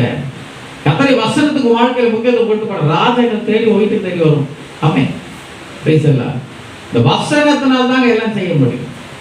வசனம் தான். பிசாசை ஜெயிக்கிறதோட வசனம் வேணும். இயேசு கிறிஸ்து பிசாசை வசனத்தினால தான் ஜெயித்தார். இனி நமக்கு வசனம் வேணும், வேற ஒன்றும் ஜெயிக்கிறதுக்கு தேவையில்லை. வசனம் மாத்திரம் தெரிந்தா போதும். பிசாசு கிரியை செய்ய முடியாது. வசனத்தை சொல்லி நீங்க பிசாச கிரியைகளை அழிக்க உங்களுக்கு என்ன வேணும்? வேத ஞானம் வேணும். ஒரு சில வருஷங்களுக்கு முன்பாய் நம்ம தோர பிரதர் இருக்கிறார், அவருடைய மகள், அவன் வந்து அநேக பிசாசுல, நூற்றுக்கணக்கான பிசாசு அவங்க மேல இருந்தது. நூற்றுக்கணக்கான பிசாசு இருக்கு. அவர் ஒரு 3 நாள் உபவாசித்து அவர்களுக்காக ஜெபித்து கொண்டோம். அவங்களுக்கு ரொம்ப இரவு பகலாம் ஜெபித்து கொண்டாங்க. அப்போ ஒரு நாள் வந்து ஜெபித்துக்கெல்லாம் போயிட்டோம். அவங்க மட்டும் தனியாக இங்கே தங்கியிருந்தாங்க. அப்போ காலையில் ஜெபித்த போது கர்த்தர் வந்து நீ சர்ச்சைக்கு போ அப்படின்னாரு. ஜெபத்தை முடிச்ச உடனே, ஜெபத்தை முடிச்சு நான் வந்தேன். வந்து அவங்க அப்போ தான் எழுந்து கீழே போகிறாங்க. நான் வெளியே போகிறேன், கதை திறந்து வெளியே போகிறேன். எங்கே போகிறீங்க அப்படின்னு. வீட்டுக்கு போகிறேன் அப்படின்னு. எதுக்கு அப்படின்னு. இல்லை, கேஸை திறந்து சூசைட் பண்ணிக்கலான்னு போகிறேன், பிசாசுங்கிட்ட அப்படி சொல்லிடுச்சு அப்படின்னா.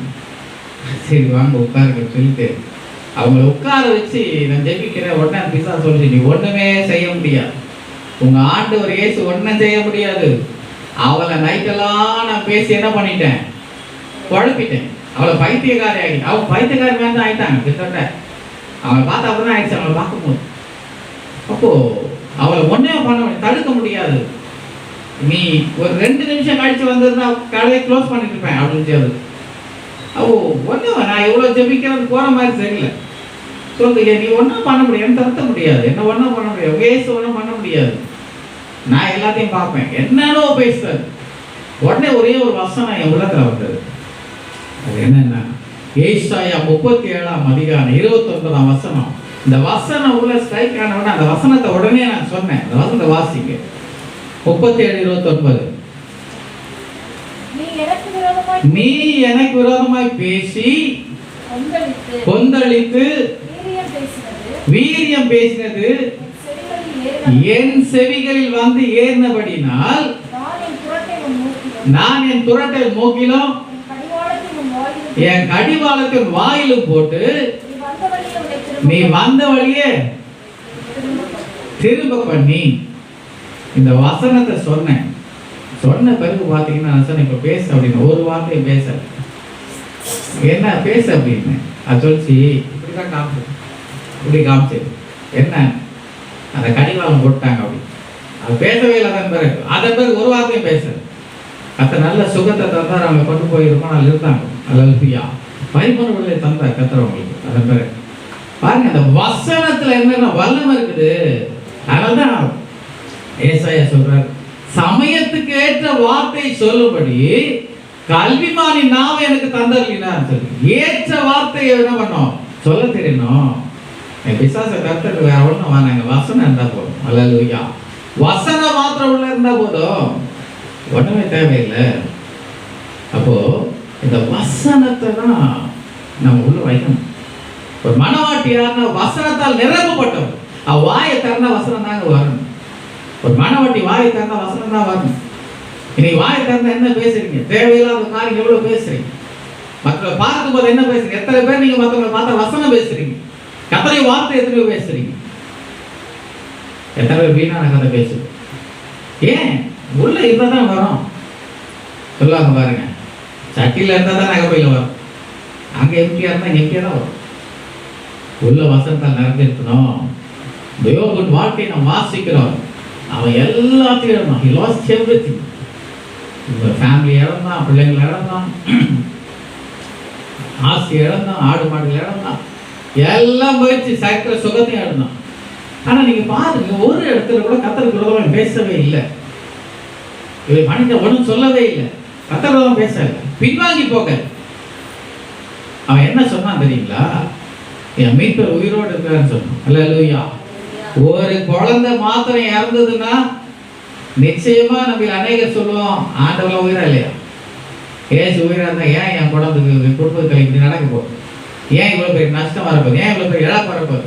10 பிள்ளைகள் இழந்த ஒரு மனுஷன், முழு ஆஸ்தி இழந்த ஒரு மனுஷன், 1000 கழுதைகளையும் மாடுகளையும் ஆடுகளையும் இழந்த மனுஷன் சொல்றான் என் மீட்பர் உயிரோடு இருக்கிறார். ஏன் தெரியுமா அவனால் சொல்ல முடியுது? ஏன் சொல்ல முடியுது? நீங்க வாசி பாருங்க. 32ஆம் அதிகாரம், யோபின் புத்தகம் 32ஆம் அதிகாரம் 18-19 வசனங்களை வாசித்து பாருங்க. 32-19. வார்த்தைகள் எனக்குள் நிறைந்திருக்கிறது, என் உள்ளத்தில் உள்ள ஆவி என்னை நெருக்கி ஏவுகிறது. இதோ என் உள்ளம் அடைக்கப்பட்டிருந்து புது துருத்திகள் முதலாய் பீரப்படுகிற புது ரசத்தை போல் இருக்கிறது. அதுதான் வார்த்தை உள்ள நிறைந்திருக்கு. அல்லேலூயா. இந்த தேவனுடைய வார்த்தை அவனுக்குள்ள இருந்ததுனால அவன் எல்லாவற்றையும் மேற்கொள்ள கத்தவன் பெருமை தந்தான். இந்த வசனம் தான் அவனை பலப்படுத்தினது, வசனம் தான் அவனை நிலை நிறுத்தினது, வசனம் தான் சொல்லுச்சு. அவனுக்குள்ள அந்த வசனம் தான் என் மீட்பர் உயிரோடு இருக்கிறார் சொல்ல வைத்தது. என்ன வசனம் தான் சொல்ல வச்சது.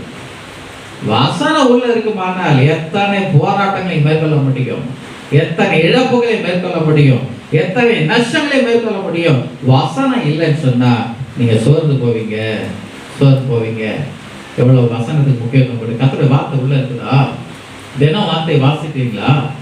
தினம் வசனத்துக்கு இடம் கொடுக்குறீங்களா? நீங்க எத்தனை வேலையில வேதத்தை தொடாம இருக்கிறீங்க, எத்தனை வேலையில வேதத்தை தொடர்றது இல்லை. பேசலாம் தூங்குறவங்களா அலையிலே சொல்லுங்க, பேசலாம் அப்படியே போகுது. சிலர் அப்படியே சும்மா பேசலாம்.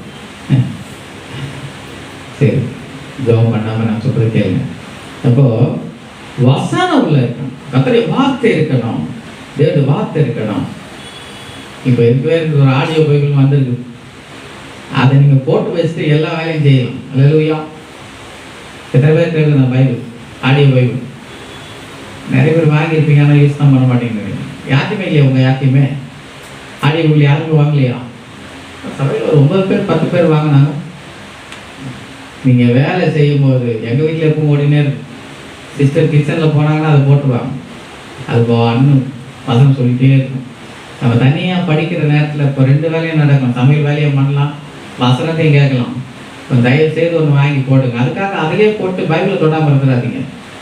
இதுதான் கேட்குறமே, இதில் 10 அதிகாரம் சொல்லிட்டு இதையும் வாசிக்கணும். அல்லேலூயா, இதையும் வாசிக்கணும். வசனத்தை வாசிங்க. நீங்கள் வேத வார்த்தை, தேவனுடைய வார்த்தை இல்லாவிட்டா நீ மனவாட்டியை மாற முடியாது. மனவாட்டி யாருன்னு சொன்னால் அவள் நாவின் கீழ் தேனும் பால் இருக்கு. அவள் வாயில தேன் இருக்கு, உதடுகளின் கீழ் தேன் இருக்கு. அந்த வார்த்தை அப்படி இருக்கணும். அல்லேலூயா. தேன் எப்படி இருக்கும்? எப்படி இருக்கும்? கசப்பாவா? இனிமையா இருக்கும். அந்த வார்த்தை எப்படி இருக்கணும்? எப்பவுமே எரிஞ்சு விடக்கூடாது. சிலர் எப்பவுமே மிளகாத்தூள் வாயில எப்போ என்ன கேள்வி எரிச்சலோட ஒரு வார்த்தை வரும். அல்லேலூயா. கொஞ்சம் அதை அகைச்சிட்டு வந்து தேனை வைங்க வாழையில். இனிய நாவு எலும்புகளையும் நொறுக்கும். எலும்பு வரை போகும். இனிமையான வார்த்தை பேசினா எது வரை போகும்? எலும்பு வரை போகும். நீங்க எரிச்சலான வார்த்தை பேசினா கை வரை போகும். இனிமையா பேசு. வாய் வார்த்தை இனிமையா இருக்கட்டும். யாரையும் நம்ம என்ன பண்ணிடலாம்? திருப்பிடலாம். கடினம் பேசுறது அத்தனை வார்த்தை உள்ள. 3வது ஒரு வார்த்தை சொல்லுகிறேன். ஒரு மனவாட்டி யாருன்னு சொன்னா 4ஆம் அதிகாரம், உன்னத பாட்டு 4ஆம் அதிகாரம் 10ஆம் வசனம் வாசி. உன் நேசம் எவ்வளவு இன்பமா இருக்கிறது சகோதரியே, என் மனவாளியே, திராட்சை ரசத்தை பார்க்கிலும் உன் நேசம் எவ்வளவு மதுரமா இருக்குது. மனவாளியை பார்த்து சொல்றார், மனவாளியே உன் நேசம் எவ்வளவு இன்பமா இருக்கு. என் மனவாளியே, திராட்சை ரசத்தை பார்க்கல உன் நேசம் எவ்வளவு மதுரமா இருக்குது. மனவாட்டி யாருன்னு சொன்னா அவ மனவாளன் அதிகமாய் நேசிக்கிறவர். ஆமே ஆமே சொல்ல மாட்டேங்க. மனவாட்டியெல்லாம் ஆமைன்னு சொல்லுங்க. இப்ப சந்தைங்க நிறைய பேர் நானா என்னதான் சொல்றாரா?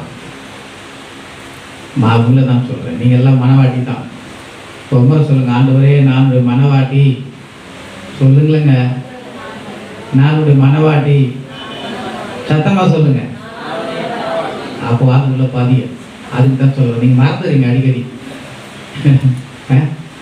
மனவாட்டி யாருன்னு சொன்னால் மனவாளன் சொல்ற திராட்சை ரசத்தை பார்க்கணும் நேசம் மதுரமா இருக்கு.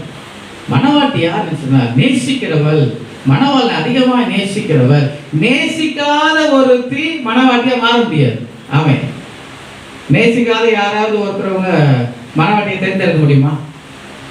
நிறைய இடத்துல எழுத்துப்படி சொல்ல தப்பா நினைச்சுக்க மாட்டீங்க.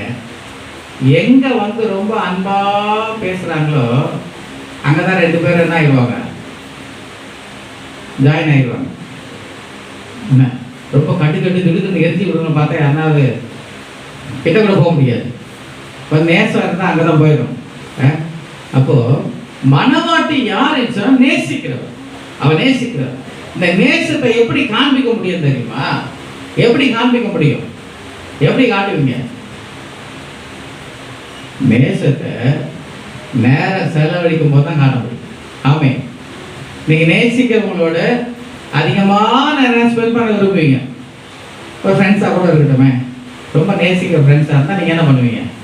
அதிக நேரம் ஃபோனில் பேசுவீங்க, அதிக நேரம் போவீங்க, அவங்க வீட்டில் இருப்பீங்க, நேரம் ஸ்பெண்ட் பண்ணுவீங்க. நேசிக்காத ஆளை நீங்கள் என்ன பண்ண மாட்டீங்க? நேரம் ஸ்பெண்ட் பண்ண மாட்டீங்க. இல்லை, நேரம் ஸ்பெண்ட் பண்ணாத ஆளை நீங்கள் நேசிக்கலன்னு அர்த்தம். ஆமே, அதிகமாக நேரம் ஸ்பெண்ட் பண்ணலாம் அவங்க நேசிக்கலன்னு அர்த்தம். நீங்கள் நேசிச்சா நிச்சயமாக என்ன பண்ணுவீங்க?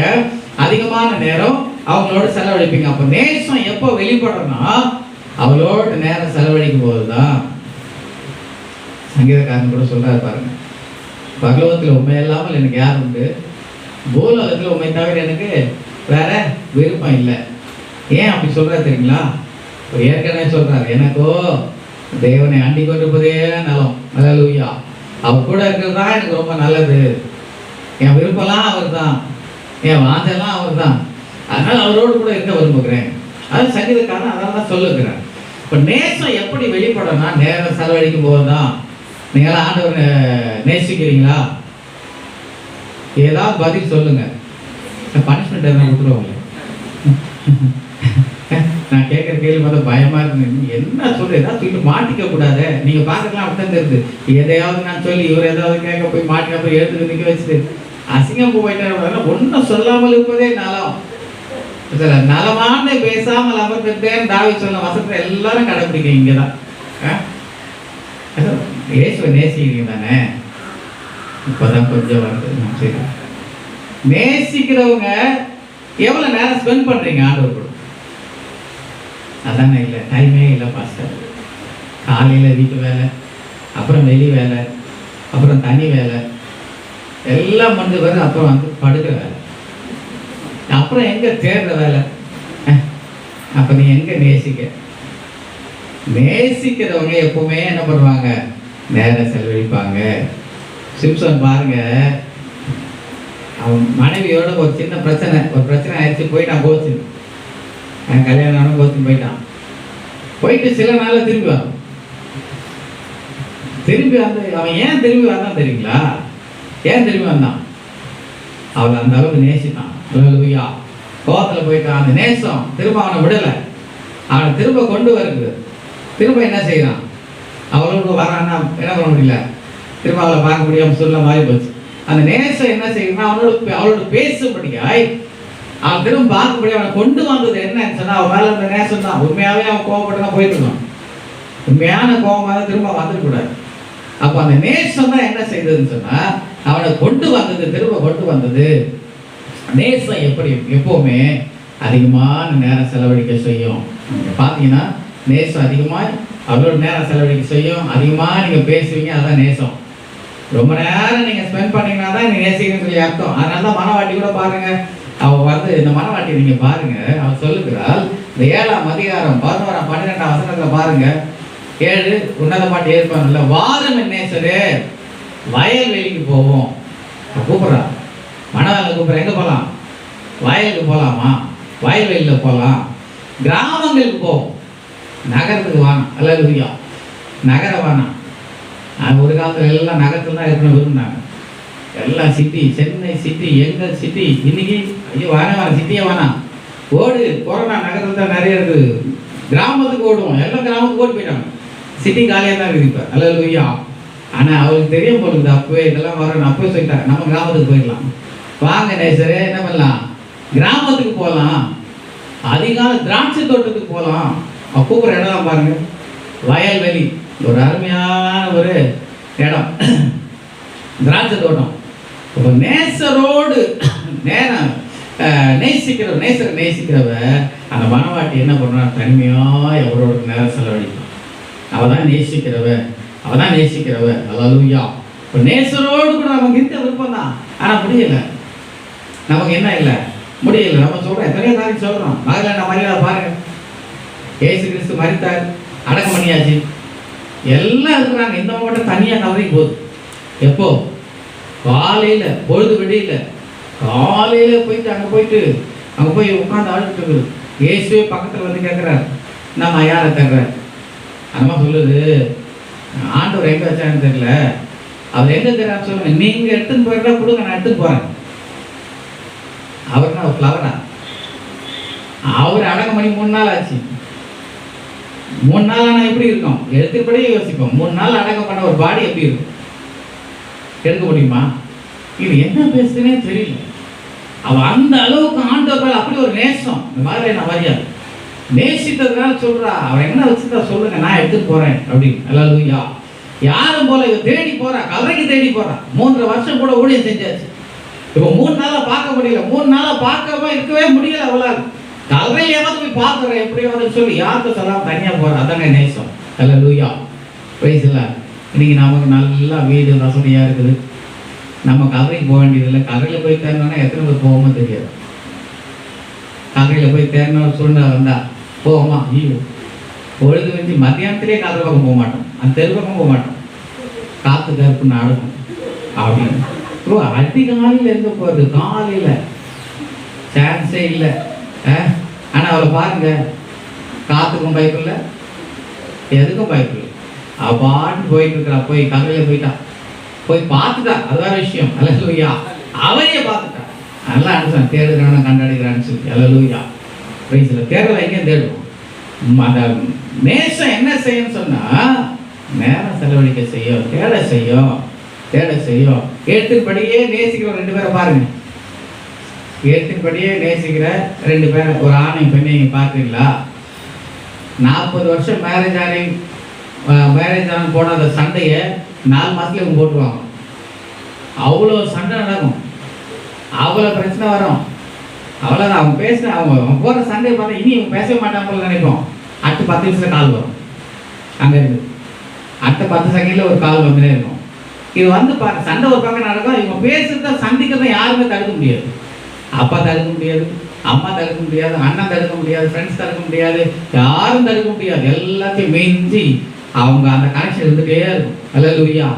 எது நிமித்தம்னு சொன்னா நேசம். அல்லேலூயா. நேசம். அந்த நேசம் என்ன செய்யும் சொன்னா எல்லாவற்றையும் மீறி என்ன பண்ணும்? அது பேச செய்யும், பேச செய்யும். இன்னைக்கு எவ்வளோ நேரம் நம்ம ஆண்டுகிட்ட பேசுகிறோம், நேசிக்கிறோம், பேசிட்டே இருப்போம். ஆமாம், நேசிக்கிறவங்க பேசிட்டே இருப்பாங்க. எவ்வளோ நேரம் பேசுறீங்களோ அவ்வளோ நேரம் அவங்கள நேசிக்கிறீங்கன்னு சொல்லி அர்த்தம். இன்னைக்கு அநேக ஆண்டுகிட்ட பேசுறதே இல்லை.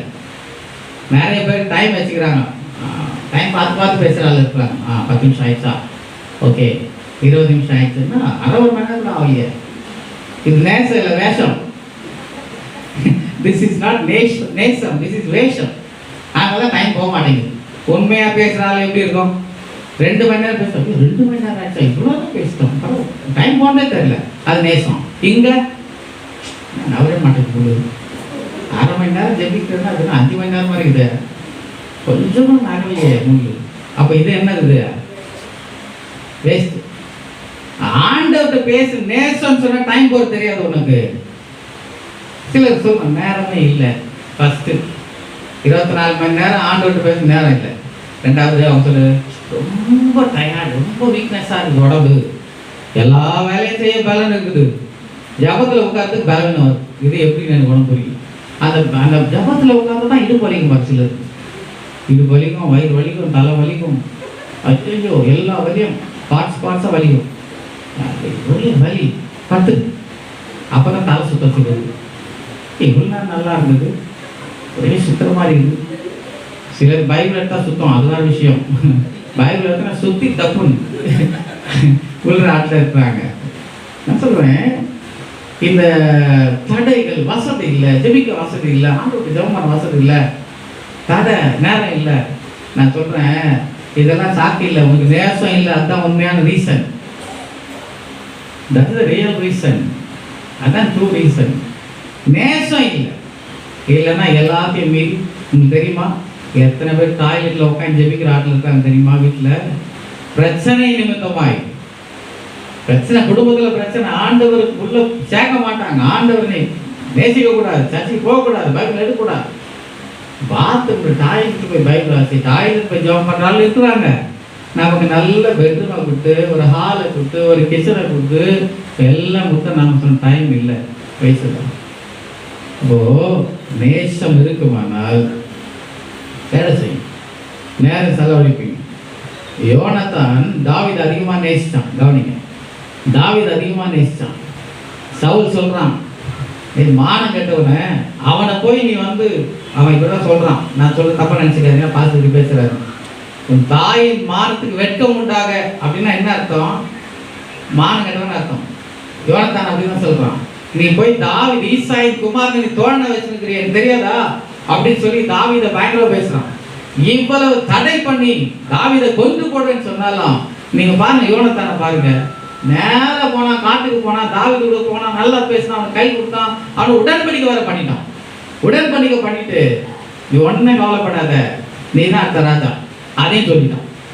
சொல்லிட்டு நேரம் என்ன பண்ணான், இவன் சவுல் அவனை தேடிட்டு இருக்கான், பார்க்க முடியல. இவன் நேரம் தேடி கண்டுபிடிச்சி பார்த்து பேசி உடன்படிக்கை பண்ணிட்டு வந்துட்டான். ஏன் ஏன் தெரியுமா?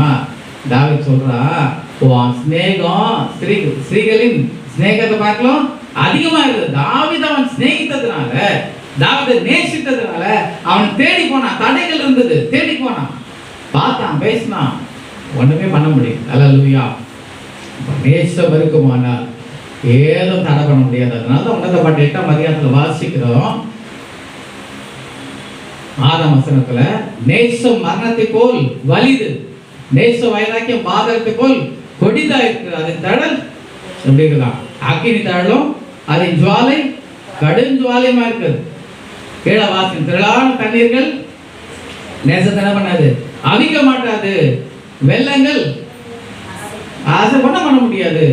வீட்டுல ஆஸ்தி எல்லாம் கொடுத்தாலும் நேசத்துக்கு அது முச்சு என்ன பண்ண மாட்டோம், அசட்டை பண்ணப்படும். அப்போ மரணம் நேசத்தை தடுக்க முடியாது. இயேசுவை நீ நேசிக்கிற விட்டு நான் சொல்லிடுவேன் அப்படின்னு சொன்னா எத்தனை பேர் நிற்பீங்க? ஒன்றும் சொல்ல மாட்டேங்க. எதுக்கு அதை அப்போ பார்த்துக்கலாம் பாஸ்டர், இப்போ எதுக்கு இப்போ எல்லாம் சொல்லியிருக்கீங்க.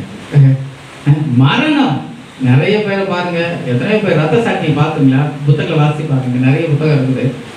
நிறைய பேரை மரத்தில் கட்டி அவங்களை சுற்றி கொளுத்தி அக்கினியை கொளுத்தி அவர்களை இயேசு மறுதளிக்கும்படியே சொல்றாங்க. அவங்க அழகா பாட்டு பாடின மறிக்கிறாங்க.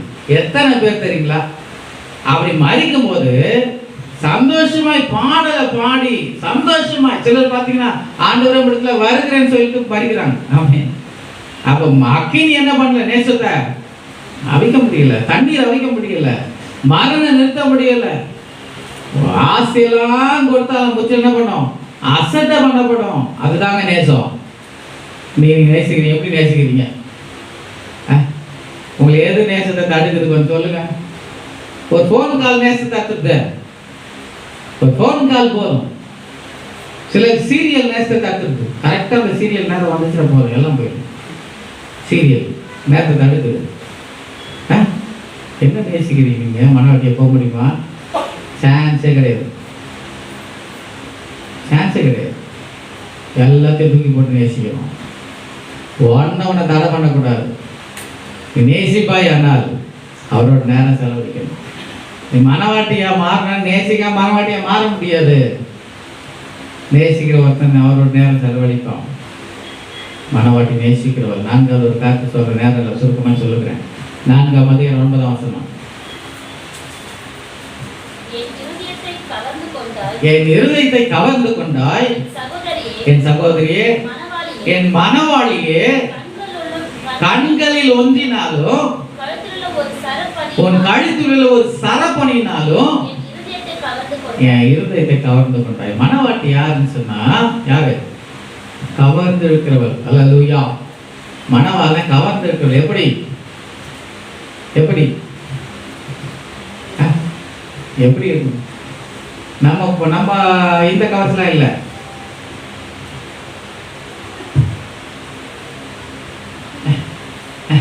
முகத்தில் போட்டு தடவி என்ன சொல்லுவாங்க? இல்லை, ஃபவுண்டேஷன். எங்களுக்கு அஸ்திபாரம் தெரியல.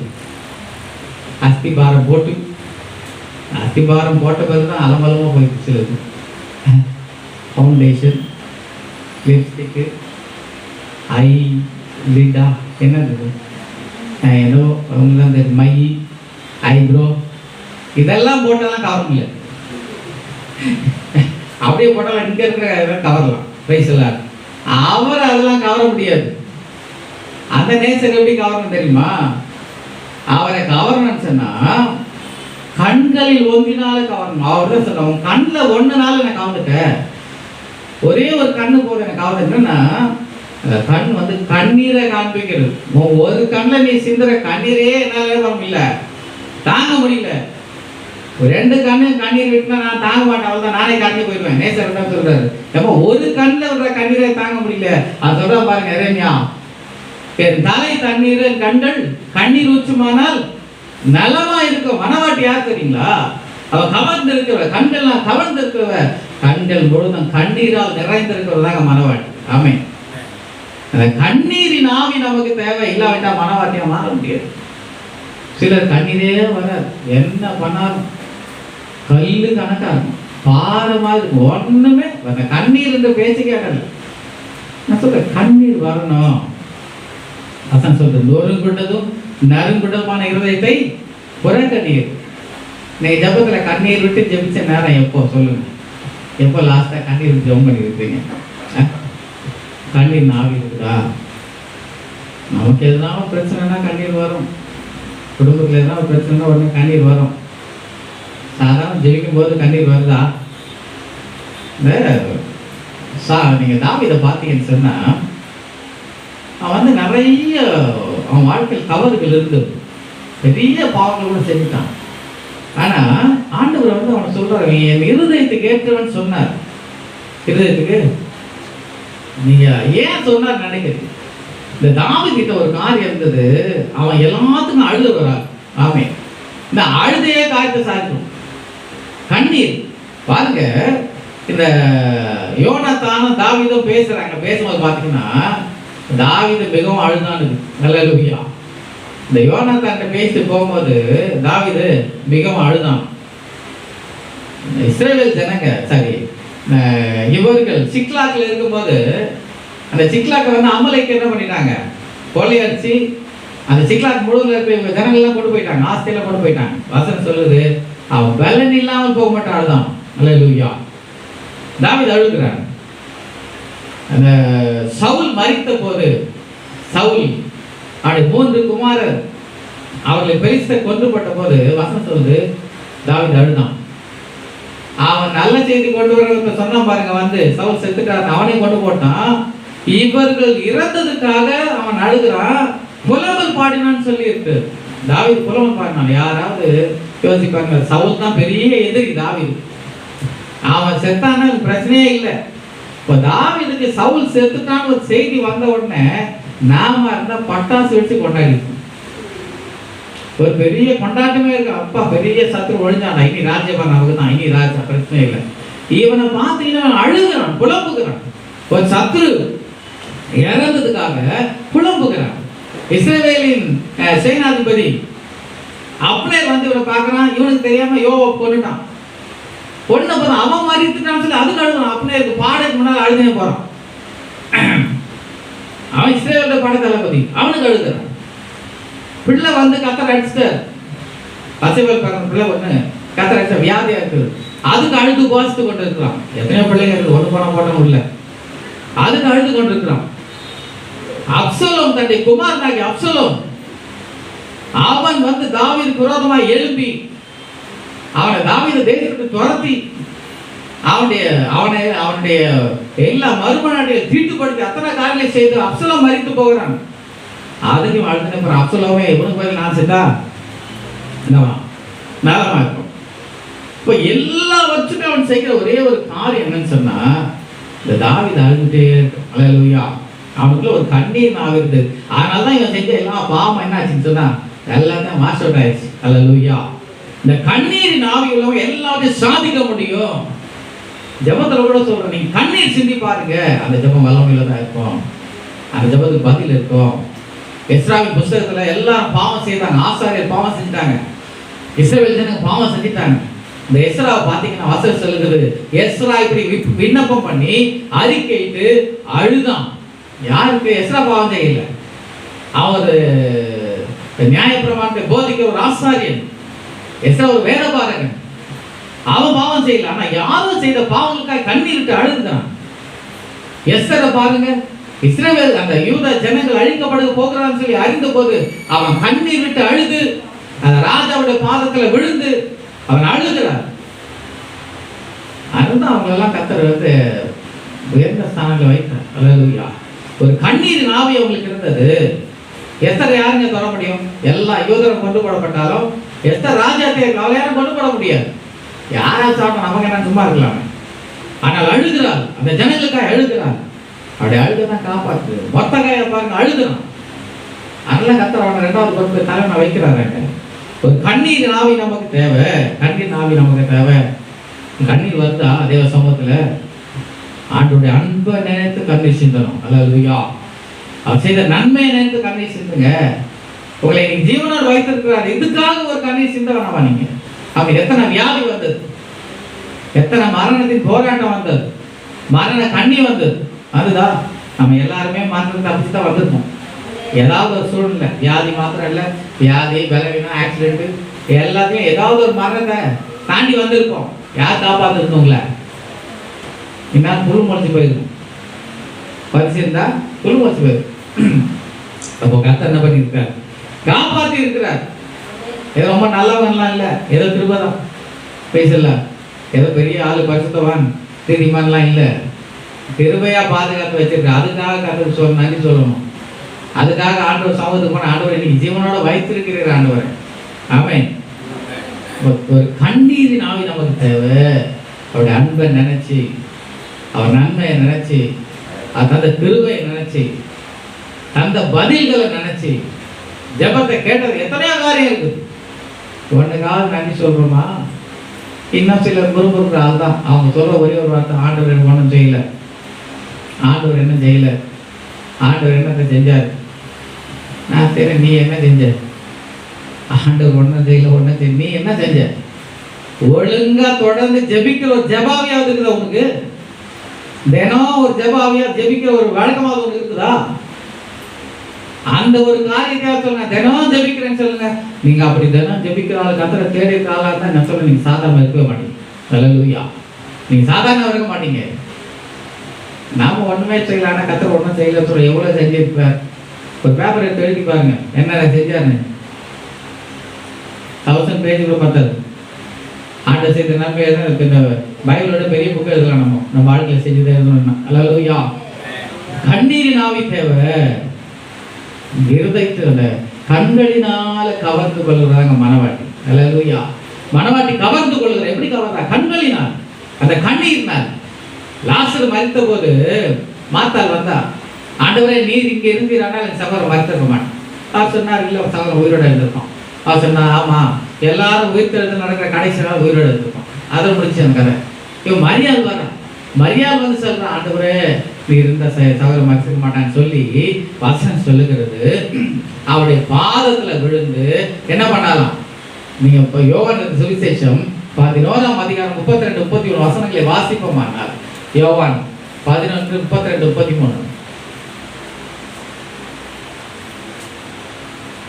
இயேசு இருந்த இடத்தில் மரியாள் வந்து அவரை கண்டவுடனே அவர் பாதத்தில் விழுந்து, ஆண்டவரே நீர் இங்கே இருக்கிறானால் என் சகோதரன் மரிக்க மாட்டான் என்றால். கீழே வசனம் சொல்லுது, அவள் அழுகிறதையும் அவளோட கூட வந்த யூதர்கள் அழுகிறதையும் இயேசு கண்டபோது ஆவியில கலங்கி துயரம் அடைந்தார். அவகிட்ட சொன்னார், இதே தான் அவளும் சொன்னா, நீ இங்க இருந்தீரானால் என் சகோதரன் மரிக்க மாட்டான், அவன் உயிரோட இருந்திருக்கான் சொல்லிட்டார். ஆனா இவ வந்து கண்ணீர் விட்டு கொஞ்சம் சொன்ன உடனே என்ன பண்ணிட்டாரு? பேச்சே இல்லை, நேர கதைக்கு போன கறந்து வெளி கொண்டு வந்தார். ஹல்லேலூயா. இவட்ட ஒன்றும் பேசல பாருங்க, இங்க பேசவே இல்லை பாருங்க. இவ கண்ணீரை பார்த்தவங்க என்ன சொன்னார் தெரியுமா? அந்த கல்லை எடுத்து போடுங்க அப்படின்னா எடுத்து போட்டாங்க. லாசரு வெளியே கொண்டு வந்தாங்க. அப்ப கண்ணீருக்கு எவ்வளவு வல்லமை இருக்கு பாருங்க. ஹல்லேலூயா. நீங்க சும்மா ஜெபிக்கிறத விட கொஞ்சம் கண்ணீர் சிந்துங்க. ஹல்லேலூயா. கண்ணீர் சிந்துங்க. மனவாட்டி யாருன்னு சொன்னால் அவர் கண்களினாலே கவர்ந்து கொள்வர், கண்ணீரினாலே கவர்ந்து கொள்கிறவள். கண்ணீரின் ஆவி உனக்கு இருக்குமானால் நீ மனவாட்டியை மாற முடியும். நீ மனவாட்டியை மாற முடியும். அவர் கண்ணீருக்கு இறங்குகிற கர்த்தர். சங்கீதக்காரன் சொல்லுகிறான், என் கண்ணீர் அப்படி துருத்தியில் அல்லவோ வைத்திருக்கு. எதை வைத்திருக்கிறார்? உங்க ஜபத்தை கத்த வைக்கிறது இல்லைங்க, ஜபத்தை வைக்கல, உங்க கண்ணீரை வைக்கிறது. ஹல்லேலூயா. நீ எவ்வளவு நேரம் ஜபிக்கிறீங்களோ அது பிரச்சனை இல்லை, எவ்வளவு கண்ணீர் சிந்துறீங்க பாருங்க, அதை பாட்டில் வச்சிருக்கிறாரு. ஆமென். ஆமென் சொல்லுங்களேன். சொல்லலாம். மனவாட்டி யாருன்னு சொன்னா கண்ணீரினாலே கவர்ந்து கொள்வது. கடைசி வரை சொல்லி முடிக்கிறேன். உன்னத பாட்டு 4:8. லீபனோனில் இருந்து என்னோடு வா, என் மனவாளியே லீபனோனில் இருந்து என்னோடு வா. அமனாவின் கொடுமுடியில் இருந்தோம், சேனீர் எர்மோனின் கொடுமுடியில் இருந்தோம், சிவிங்கிகளின் மலையில் இருந்தோம். கேளப்பா, இங்க சொல்றாரு, என்ன சொல்றாரு? என்னோட வா, லீபனோனில் இருந்து என்னோட வா. அப்போ என்னோட வான்னு சொன்னா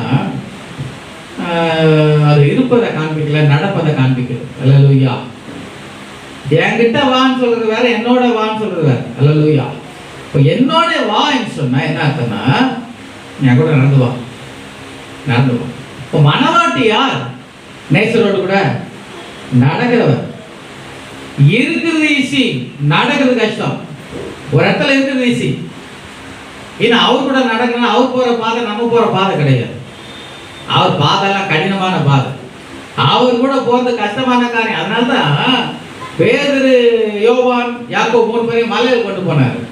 கொண்டு போய் அவங்க இயேசுவோடு கூட மோசேயும் எலியாவும் பேசுறத பார்த்தாங்க.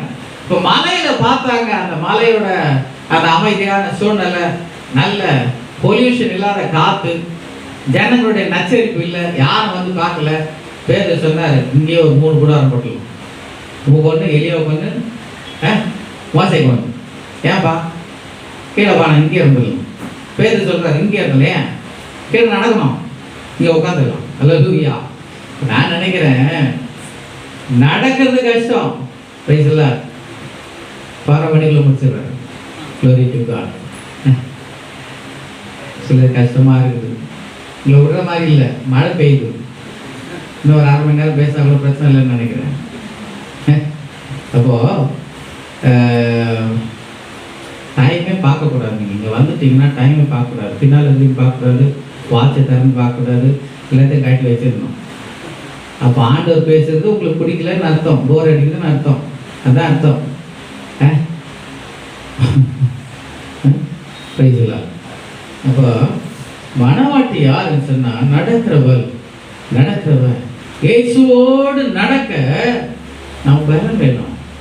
இயேசுவை ஆயிரக்கணக்கான சீஷர்கள் பின்பற்றினாங்க, ஆயிரக்கணக்கான ஜனம் பின்பற்றினாங்க. அப்போ ஒரு சூழ்நிலை வந்து இயேசு போதகம் பண்ணார். போதகம் பண்ணும்போது அவங்க சொன்னாங்க, இது கடினமான உபதேசம், இதை யார் கை கொள்ள முடியும்? அவங்க சொன்னாங்க, ஆண்டவர் என்ன பேசியிருப்பான்னு நினைக்கிறீங்க? நீ ஆசீர்வாதமா இருப்ப, இன்னைக்கு டிவி சேனல்ல வந்து பாருங்க, விசுவாசி எல்லாம் கூடும், நீ ஆசீர்வாதமா இருப்ப, உனக்கு வீட்டை தருவார், காரம் தருவார். ஒரு வார்த்தை கூட சொல்லல. அவர் என்ன சொன்னார் தெரியுங்களா? அவர் ஒரே ஒரு வார்த்தை, ஜீவனுக்கு போற வாசல் இடுக்கமும் நெருக்கமா இருக்கும். அவர் என்ன சொன்னார்? நீ ஜீவனுக்கு போறனா நெருக்கமான வாசல் தான், கடினமான பாதை தான். உலகத்துல உங்களுக்கு உபத்திரம் உண்டு, தினம் சொல்லுங்கள், நான் உலகத்தை ஜெயிப்பேன். என்ன சொல்லும்போது சொல்லுகிறார், அந்தந்த நாளுக்கு அதனது பாடு போதும். அதானே சொன்னார். எங்கேயாவது யாரையாவது பார்த்து நீ ஆசீர்வாதமா இருப்ப, நீ வசதியா இருப்ப, நீ செழிப்பா இருப்ப ஆண்டவர் சொன்னாரா? சொல்லல. அதுக்காக நீங்க ஆசீர்வாதமா இருக்க மாட்டீங்கன்னு சொல்லி நான் சொல்லல. ஆனா ஆண்டவர் சொன்னதெல்லாம் என்ன சொன்னார்னா, அந்த வாழ்க்கையின் உண்மையான காரியத்தை சொன்னார். நீ கண் துடைப்புக்காக சொல்லல, ஏதோ ஆள் வரணும் எல்லாம் என்கிட்ட வரணும்னு சொல்லி சொல்லல. அதனால்தான் அவர் விருப்பத்தை கூட சிலர் விரும்பி கேட்டு வந்தாங்க, சிலர் அதை கேட்டு வந்தாங்க. சிலர் தான் என்ன சொன்னாங்கன்னா, இது கடினமான உபதேசம், இதை யார் கேட்க முடியும்?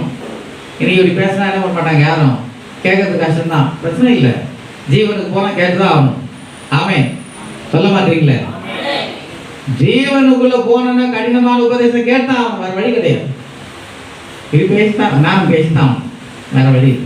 அப்போ வசனம் சொல்லுகிறது, இந்த உபதேசத்தை அவங்க கேட்ட பிறகு என்ன சொன்னாங்கன்னா, நீங்க 6ஆம் அதிகாரம் 66 வசனம், யோவான் 6:66 வாசிப்பில்லைனால் அங்கே சொல்லப்பட்டிருக்கிறது. யோவான் 6:66, அது முதல் அவருடைய சீஷரில் அநேகர் அவருடனே கூட நடவாமல், நல்லா கவனிங்க, அவருடனே கூட நடவாமல் பின்வாங்கி போனார்கள். கூட என்ன பண்ணலையாம், நடக்கல. அங்க மனவாட்டி சொல்றார், நீ என் கூட வா அப்படின்றார், நீ என் கூட நடந்து வரணும்ன்ற. இங்க சீஷர்கள் என்ன பண்ணாங்களாம், அவர் கூட நடக்கல, பின்வாங்கி போயிட்டாங்க. அல்லேலூயா. ஏன் பின்வாங்கி போயிட்டாங்கன்னா, கடினமான உபதேசம். நான் சொல்வேன், இயேசுவோடு கூட நடப்பது ரோஜா பூவல நடக்கிற மாதிரி கிடையாது. நீங்க நினைக்காதீங்க, நீ இயேசுவை ஏற்றுக்கொண்ட பிரச்சனையே வராது, ஒரு போராட்டமே வராது, வாழ்க்கையில தொல்லையே வராது அப்படின்னு சொல்லவே மாட்டேன். நிறைய வரும். ஏன் தெரியுமா? அது ஒன்றும் வரலன்னு சொன்ன நீ பரலோகத்துக்கு போக முடியாது. அது ஒன்றும் வரலன்னு சொன்ன நீ பூர்ணப்பட முடியாது. உபத்திரம் பாடு வராவிட்டால் நீ ஒரு இயேசு போல மாற முடியாது. ஆசீர்வாதம் மாற்றி விடாது, செழிப்ப சம்பத்தும் செல்வம் மாற்றி விடாது. அது என்ன செய்யும் சொன்னா உன் வாழ்க்கையை தாறுமாறா மாற்றி விடும். ஆனால் பாடுகள் உபத்திரவங்கள் தான் என்ன பண்ணுச்சுன்னா இயேசு போல மாற்றுவது, அதுதான் உங்களை மாற்ற முடியும். எத்தனை பேர் சொல்றீங்க? கண்டிப்பா வேற வழியே இல்லை. நான் சொல்ல சத்தியம், நீ எங்க கேட்டாலும் சரி. இன்னைக்கு இதெல்லாம் பாடுலாம் இல்லை, இயேசு எல்லாம் சுமந்துட்டாரு, எல்லாம் இயேசு பார்த்துட்டேன், இனி பாடே வரான்னு சொன்னா அவனை நரகத்துக்கு நடத்துறான். அவன் தான் நான் சொல்லுவேன். யாராவது உன் பாடு இல்லை, உபத்திரம் வராது, நீ ஒன்றும் செய்ய வேணாம், ஃபாஸ்டிங்லாம் போட வேணாம், இதெல்லாம் தேவையில்லைன்னு சொன்னா சொல்றோம் நரகத்துக்கு போ, நீ நரகத்துக்கு போவேன், இல்லை சந்தேகமே கிடையாது. ஆமே, இயேசுவே சொல்லிட்டாரு, அது இடுக்கம் நெருக்கமான பாதை. கேட்டுக்கு போற வாசல் விரிவா இருக்குதுங்க, அங்க பிரச்சனை இல்லை. ஜீவனுக்கு போற வாசல் நெருக்கமான வாசல். அங்க எந்த பக்கத்துக்கு முள்ளு குத்தம், அந்த பக்கத்துக்கு கல் குத்தம், அந்த வாசல் தான் போனோம். அல்லேலூயா. நீ அதில் தான் நடந்து போகணும். அவர் அதில் தான் நடந்து போனார், நீ அதில் தான் நடந்து போகணும். அது சொல்றாரு, நீ வா என் கூட. நீ வரணும்னு என்ன பண்ற? இப்ப எங்க இருக்கிற நீங்க அந்த வசனம் சொல்லுகிறது, அந்த உன்னத பாட்டின் புத்தகம் 4ஆம் அதிகாரத்துல அந்த வசனங்களை வாசிப்போமானால், லீபனோன்ல இருந்து என்னோட வா. நீ லீபனோன்ல இருக்கிற, அப்புறம் லீபனோன்ல இருந்து என்னோட வா. லீபனோன் ஒரு நல்ல ஒரு மலை, வெறும் வெண் பனியால் மூடப்பட்ட, ஐஸ் கட்டியால் மூடப்பட்ட ஒரு வெண்மையாய் தெரிஞ்ச அழகான ஒரு மலை, அது லீபனோன். அங்க இருந்து என் கூட வா. அமனாவின் கொடுமுடியில் இருந்தோ, சேனீர் எர்மோரின் கொடுமுடியில் இருந்தோ, சிங்கங்களின் தாவரங்கள் இருந்தோ, சிவிங்கிகளின் மலைகள் இருந்தோ என்ன பண்ண? கீழே பாரு. எங்க வரணும்? நீ எங்க வரணும்? மேல இருக்கிற கீழே வரணும். நான் உன்னோட மேல இருந்து கீழே வந்துக்கிறேன். அல்லேலூயா. அவன் நாடு வரைக்கும் வந்தார், உன்னதத்துல இறங்கி வந்தார். நீ என்ன பண்ண? கீழே வரணும். சிலருக்கு இறங்கிறதுக்கு தெரியாது, ஏறதான் தெரியும். சிலர் அவங்க இறங்க சொன்ன இறங்க மாட்டாங்க, சிலர் ஏற்றி விட்டீங்கன்னா இறங்க மாட்டாங்க. பாருங்க, அப்படி இறங்கிட்டீங்கன்னா அவள்தான் கதை கந்தல், உங்க கதை கந்தல். இறங்கிட்டீங்கன்னா சரியா போச்சு. கர்த்தருடைய பிள்ளைகளை நமக்கு ஏதவும் தெரியும், இறங்கவும் தெரியணும். ஆமே. இந்த சங்கீதக்காரன் சாரி பவுல் சொல்றாரு, வாழ்ந்துருக்கவும் தெரியும், தாழ்ந்துக்கும் தெரியும். வாழ்வு காலத்துல மாத்திரம் சந்தோஷமா இருக்க கூடாது, தாழ்த்தும் போது சந்தோஷமா இருக்கணும். இதுதாங்க மனவாட்டியோட வாழ்க்கை. அதில் கீழே பார், நீ மேலதான் இருக்கிற, கீழே பார். அப்ப என்ன செய்யணும்? இறங்கணும், கீழே இறங்கி வரணும். நீ இறங்க முடியும், சில இறங்க முடியல. இறங்கினாதாங்க நீ மனவாளோட நடக்க முடியும். இறங்காவிட்டா நீ நடக்க முடியாது. பழைய ஏற்பாட்டு கால சவுலுக்கு ஏற தெரிஞ்சது, இறங்க தெரியல. இல்லைன்னா அவன் ஒன்று செஞ்சிருக்கணும். தாவீது எல்லாரும் சொன்னாங்க பாருங்க, தாவீது சவுல் கொண்டது 1000, தாவீது கொண்டது 16 சொல்லும் பொழுது சவுல் என்ன செஞ்சிருக்கணும்? இவனும் கூட சொல்லியிருக்கான், ஆமா தாவீது கொண்டது 10,000. ஆனால் அதற்கு மாறாக அவன் எரிச்சல் கொண்டான், அவன் மேல கசப்பு கொண்டான், அவனை வெறுத்தான். ஏன்? அவனே நியாயமா என்ன செய்யப்பா, இவ்வளவு பெரிய கோலியாத்தை நீ கொண்டுட்ட, நான் கொல்ல முடியல, நீ தான் ராஜாவுக்கு தகுதி, தான் சிங்காசனத்தை நீ உட்கார்ந்து ராஜாக்கத்தோட எல்லாத்தையும் உன் கையில கொடுக்குறேன், கிரீட்டத்தை உன் கையில கொடுக்குறேன், நியாயமா கொடுத்துட்டு போயிருக்கணும். அதான் நியாயம். அப்படி கொடுத்தவரை தாவீது வாங்கி இருக்க மாட்டான், அதுதான் விஷயம். ஆனால் அவனுக்கு இறங்க தெரியாதனால அவனை கொலை செய்ய முயற்சித்தான். நீ கர்த்தருடைய பிள்ளைகளாகிய நாம் ஏறும்போது சந்தோஷமா இருக்கிறோம், உயர் வரும்போது சந்தோஷமா இருக்கிறோம், மேல இருக்கும்போது சந்தோஷமா இருக்கிறோம். கீழே இறங்கும்போது என்ன செய்யறோம்? எப்படி இருக்கிறோம்? கீழே இறங்கும்போது அது ஏற்றுக்கொள்ற இதுன்னு இருக்குதா? ஏற்றுக்கொள்றோமா? நான் சொல்ல கீழே இறங்கு. அவன் மரத்து மேல இருந்தான், ஆண்ட சொன்னார் கீழே இறங்கு. எதுக்கு? இறங்கினா தான் உங்க கூட வர வேண்டாம். அல்லேலூயா. இந்த சகையை மரத்து மேலே நின்று இருந்தா வீட்டுக்கு போயிருக்க மாட்டேன், இறங்கினால்தான் கூட போனேன். இறங்கு, நீ அவர் கூட நடக்கணும்னு சொன்னா உன்னோட பெருமையில இருந்து உன்னுடைய மேன்மையான சிந்தையெல்லாம் இருந்து பாருங்க, அதெல்லாம் விட்டு இறங்கினாதான் நீ என்ன பண்ண முடியும்? நடக்க முடியும் அவரோடு கூட. அல்லேலூயா. இல்லாவிட்ட நடக்க முடியாது. இறங்க தெரியணும், இறங்க தெரியணும். மனவாட்டி யாருன்னு சொன்னால் நேசரோடு கூட நடக்கிறவர். அவர் நடக்கணும்னு சொன்னா நான் மேலேயே இருக்குன்னு சொன்னா முடியாது. அவர் சொன்னார் கீழே பார், கொஞ்சம் கீழே பார், மேலேயே பார்த்துக்கூட கீழே கொஞ்சம் பார்க்கணும். அல்லேலூயா. கீழே கொஞ்சம் பார்க்கணும். உனக்கு கீழே இருக்கிற ஜனங்களையும் கொஞ்சம் பாரு, உனக்கு கீழே இருக்கிற ஜனங்களையும் கொஞ்சம் பாரு. மேலே பார்த்துட்டு இருக்காரு. ஆவிக்குரிய ஜீவியம்னா ஹை ஸ்டாண்டர்ட் சொல்லி எங்கே போய் விழுந்துடக்கூடாது. ஆமே, நான் தான் ரொம்ப உயர்ந்த நிலை நினச்சிடக்கூடாது, கீழே பார்க்கணும். இப்போ மனவாட்டி யாருன்னு சொன்னால் நடக்கிறவர். கர்த்தர் மனவாட்டியை நம்ம மாற்றணும். ஆண்டவர் மனவாட்டியை மாற்றுவாராங்க. கண்ணில் போடுவோம், ஜாப் பண்ணும். மனவாட்டியிருக்கும் அவர் எல்லாவற்றையும் சொல்லுகிறார். அவர் சகல காரியம் மனவாட்டி தான் சொல்லுகிறார். மனவாட்டியை மாறுவாயானால் எல்லாம் சொல்லுவார். மனவாட்டிக்கு தான் எல்லாவற்றையும் வைத்திருக்கிறார். தேனையும் பாலையும் திராட்சரசத்தையும் மனவாட்டி வைத்திருக்கிறார். ஒரு பெரிய விருந்து ஒரு ஆயுதம் வைத்திருக்கிறார். ஆமை 7 வருஷம் ஒரு பெரிய விருந்து இருக்குது. யாருக்கு? மனவாட்டிக்கு. நீ அந்த விருந்தில் கலந்துக்கணும். நீ மனவாட்டியை காணப்பட வேணும். ஆமென். ஆண்டவரே என்னை ஒப்பு கொடுக்கிறார். எல்லாம் தயவு செய்து வேற எதையும் சிந்திக்காம தயவு செய்து ஜெபம் பண்ணு. ஆண்டவரே என்ன மனவாட்டியா மாற்றுங்கப்பா. அவர் மனவாட்டியாய் காணப்படணும். ஒரு பிரதிஷ்டை எனக்கு தேவை ஆண்டவரே. பரிசுத்தத்துல நாகாரத்துல நான் பிரதிஷ்டையில இருக்கணும்ப்பா.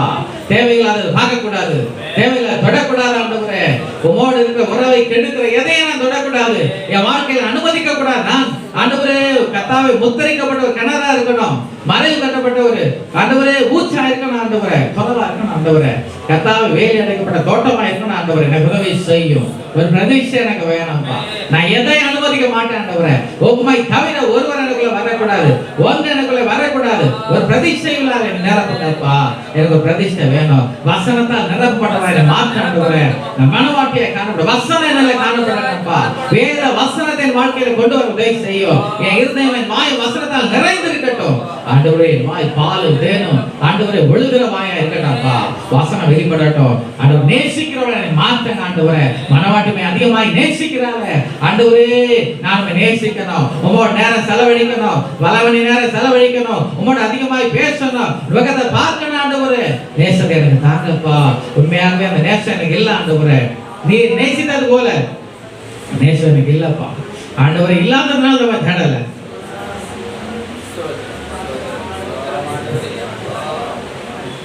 சொல்லுங்க, உண்மையா சொல்லுங்க ஆண்டவரே.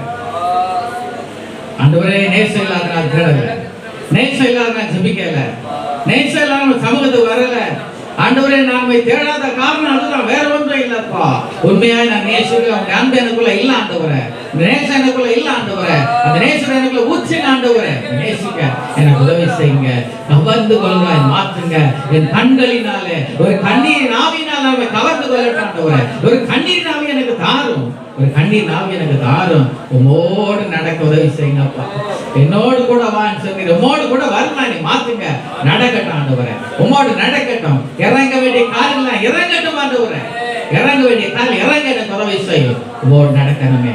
என்னை ஒப்பு கொடுக்கிற ஆண்டவரே. வாழ்க்கையில் ஒரு மாற்றம் வேணும் அப்பா. நான் மனவாட்டியை காணப்பட வேணும், நான் மனவாட்டியை காணப்பட வேணும் ஆண்டவரே. நான் இழந்து விடக்கூடாது. எனக்குரிய அந்த இடத்தை இழந்து விடக்கூடாது. எனக்குரிய ஸ்தானத்தை இழந்து விடக்கூடாது. உலகத்துக்காகவும் உலக சிநேகத்துக்காகவும் உலகத்தின் ஆண்டவரே இன்பங்களுக்காகவும் சிற்றின்பங்களுக்காகவும் நீர் வைத்திருக்கிற மேன்மையான ஸ்தானத்தை நான் இழந்து விடக்கூடாது ஆண்டவரே. மனவாட்டி ஸ்தானத்தை இழந்து விடக்கூடாது ஆண்டவரே. என்னை மாற்றுங்கப்பா. என்னை ஒப்பு கொடுக்கிறேன். ஹல்லேலூயா. ஓரவ ஷதர பௌதர பத்ராபிய பௌரியா நீ தராதியா ஷதர பௌதர பத்ராபிய பிரியமே எந்தனின் முத்தமினியே படுதற்ற பூரண ரூபவதியே. பிரியமே எந்தனின் முத்தமினியே படுதற்ற பூரண ரூபவதியே. கரையற்ற பரிசுத்த மகிமை மணாளியாய் பறந்திடுவாய் என்று உரைத்தனரே. கரையற்ற பரிசுத்த மகிமை மணாளியாய் பறந்திடுவாய் என்று உழைத்தனரே. என்னை ஆட்கொண்ட ஆத்துமனேசா, எந்த நாருயிரே கதிரேசா, என் மணாளனையே சுமகேசா, என்னை ஆட்கொண்ட ஆத்துமனேசா. அன்பின் பிதாவே, நாங்கள் உம்மை ஸ்தோத்திரிக்கிறோம். இந்த நல்ல காலை ஆராதனை வேளைக்கை ஸ்தோத்திரம் ஆண்டவரே. தேவரீர் கர்த்தாவே, எவ்வளவா எங்களை நேசிக்கிறீர் அப்பா. ஒன்றுக்கு உதவாத எங்களை தூக்கி எடுத்து கழுவி பரிசுத்தப்படுத்தி பிள்ளைகளை மாற்றி ஆண்டவரே மனவாட்டியா எங்களை கொண்டு போய் நிறுத்த போகிறீர்கள். அதற்காக ஸ்தோத்திரம் ஆண்டவரே. இந்த வெளியில கர்த்தாவே மனவாட்டிக்குரிய அத்தனை தகுதிகளும் எங்களில காணப்படும் ஆண்டவரே. ஒரு சாதாரண ஒரு மனுஷனை வாழக்கூடாதப்பா, சாதாரண ஜனங்களை வாழக்கூடாது ஆண்டவரே. ஆண்டவரே பூமிக்குரிய வாழக்கூடாதப்பா. எங்கள் நேசரை கேட்க மனவாளி கேட்க ஒரு மனவாட்டியை காணப்பட உதவி செய்யும். எல்லாவற்றையும் தூக்கி எறிய எங்களுக்கு கிருபையை தாங்க ஆண்டவரே. போய் மாத்திரம் அதிகமாய் நேசிக்கணும்ப்பா. உம்மை அதிகமாய் நேசிக்கணும். உமோடு நடக்கணும் ஆண்டவரே. கிருபையை தாங்க, கிருபையை தாங்க. ஒரு மேலும் கரத்தை வைப்பீராக. இந்த நாளின் வார்த்தையோட உள்ளத்துல பதியட்டும். இயேசுவின் நாமத்தினால வேலை அடைக்கிற இந்த வார்த்தைகளை வைத்து இயேசுவின் ரத்தத்தால் வேலை அடைக்கிறேன். இந்த வசனங்களை சத்துரு எடுத்துக்கொள்ளக்கூடாது ஆண்டவரே. இது கிரியை செய்யணும், ஆழமான கிரியை நடக்கணும். ஒப்புக் கொடுக்கிறேன். ஆசீர்வதி, ஆசீர்வதி. இயேசுவின் நாமத்தில் பிதாவே, ஆமென். என் ஆத்துமாவே கர்த்தரை ஸ்தோத்திரி, என் முழு வல்லமையை பரிசுத்த நாமத்தை ஸ்தோத்திரி. என் ஆத்துமாவை கர்த்தரை ஸ்தோத்திரி. கர்த்தர் செய்த சகல உபகாரங்களையும் மறவாதே. ஆமென். நம்முடைய கர்த்தராகிய இயேசு கிறிஸ்துவின் கிருபையும் பிதாவாகிய தேவனுடைய அன்பும் பரிசுத்த ஆவியானுடைய ஐக்கியம் வழிநடத்தும் சமாதானமும் நம் அனைவரும் சகல பரிசுத்தவான்களோடும் கர்த்தருடைய வருகை மட்டும் இருப்பதாக. ஆமென். ஆமென். கர்த்தர் உங்களை ஆசீர்வதிப்பார்.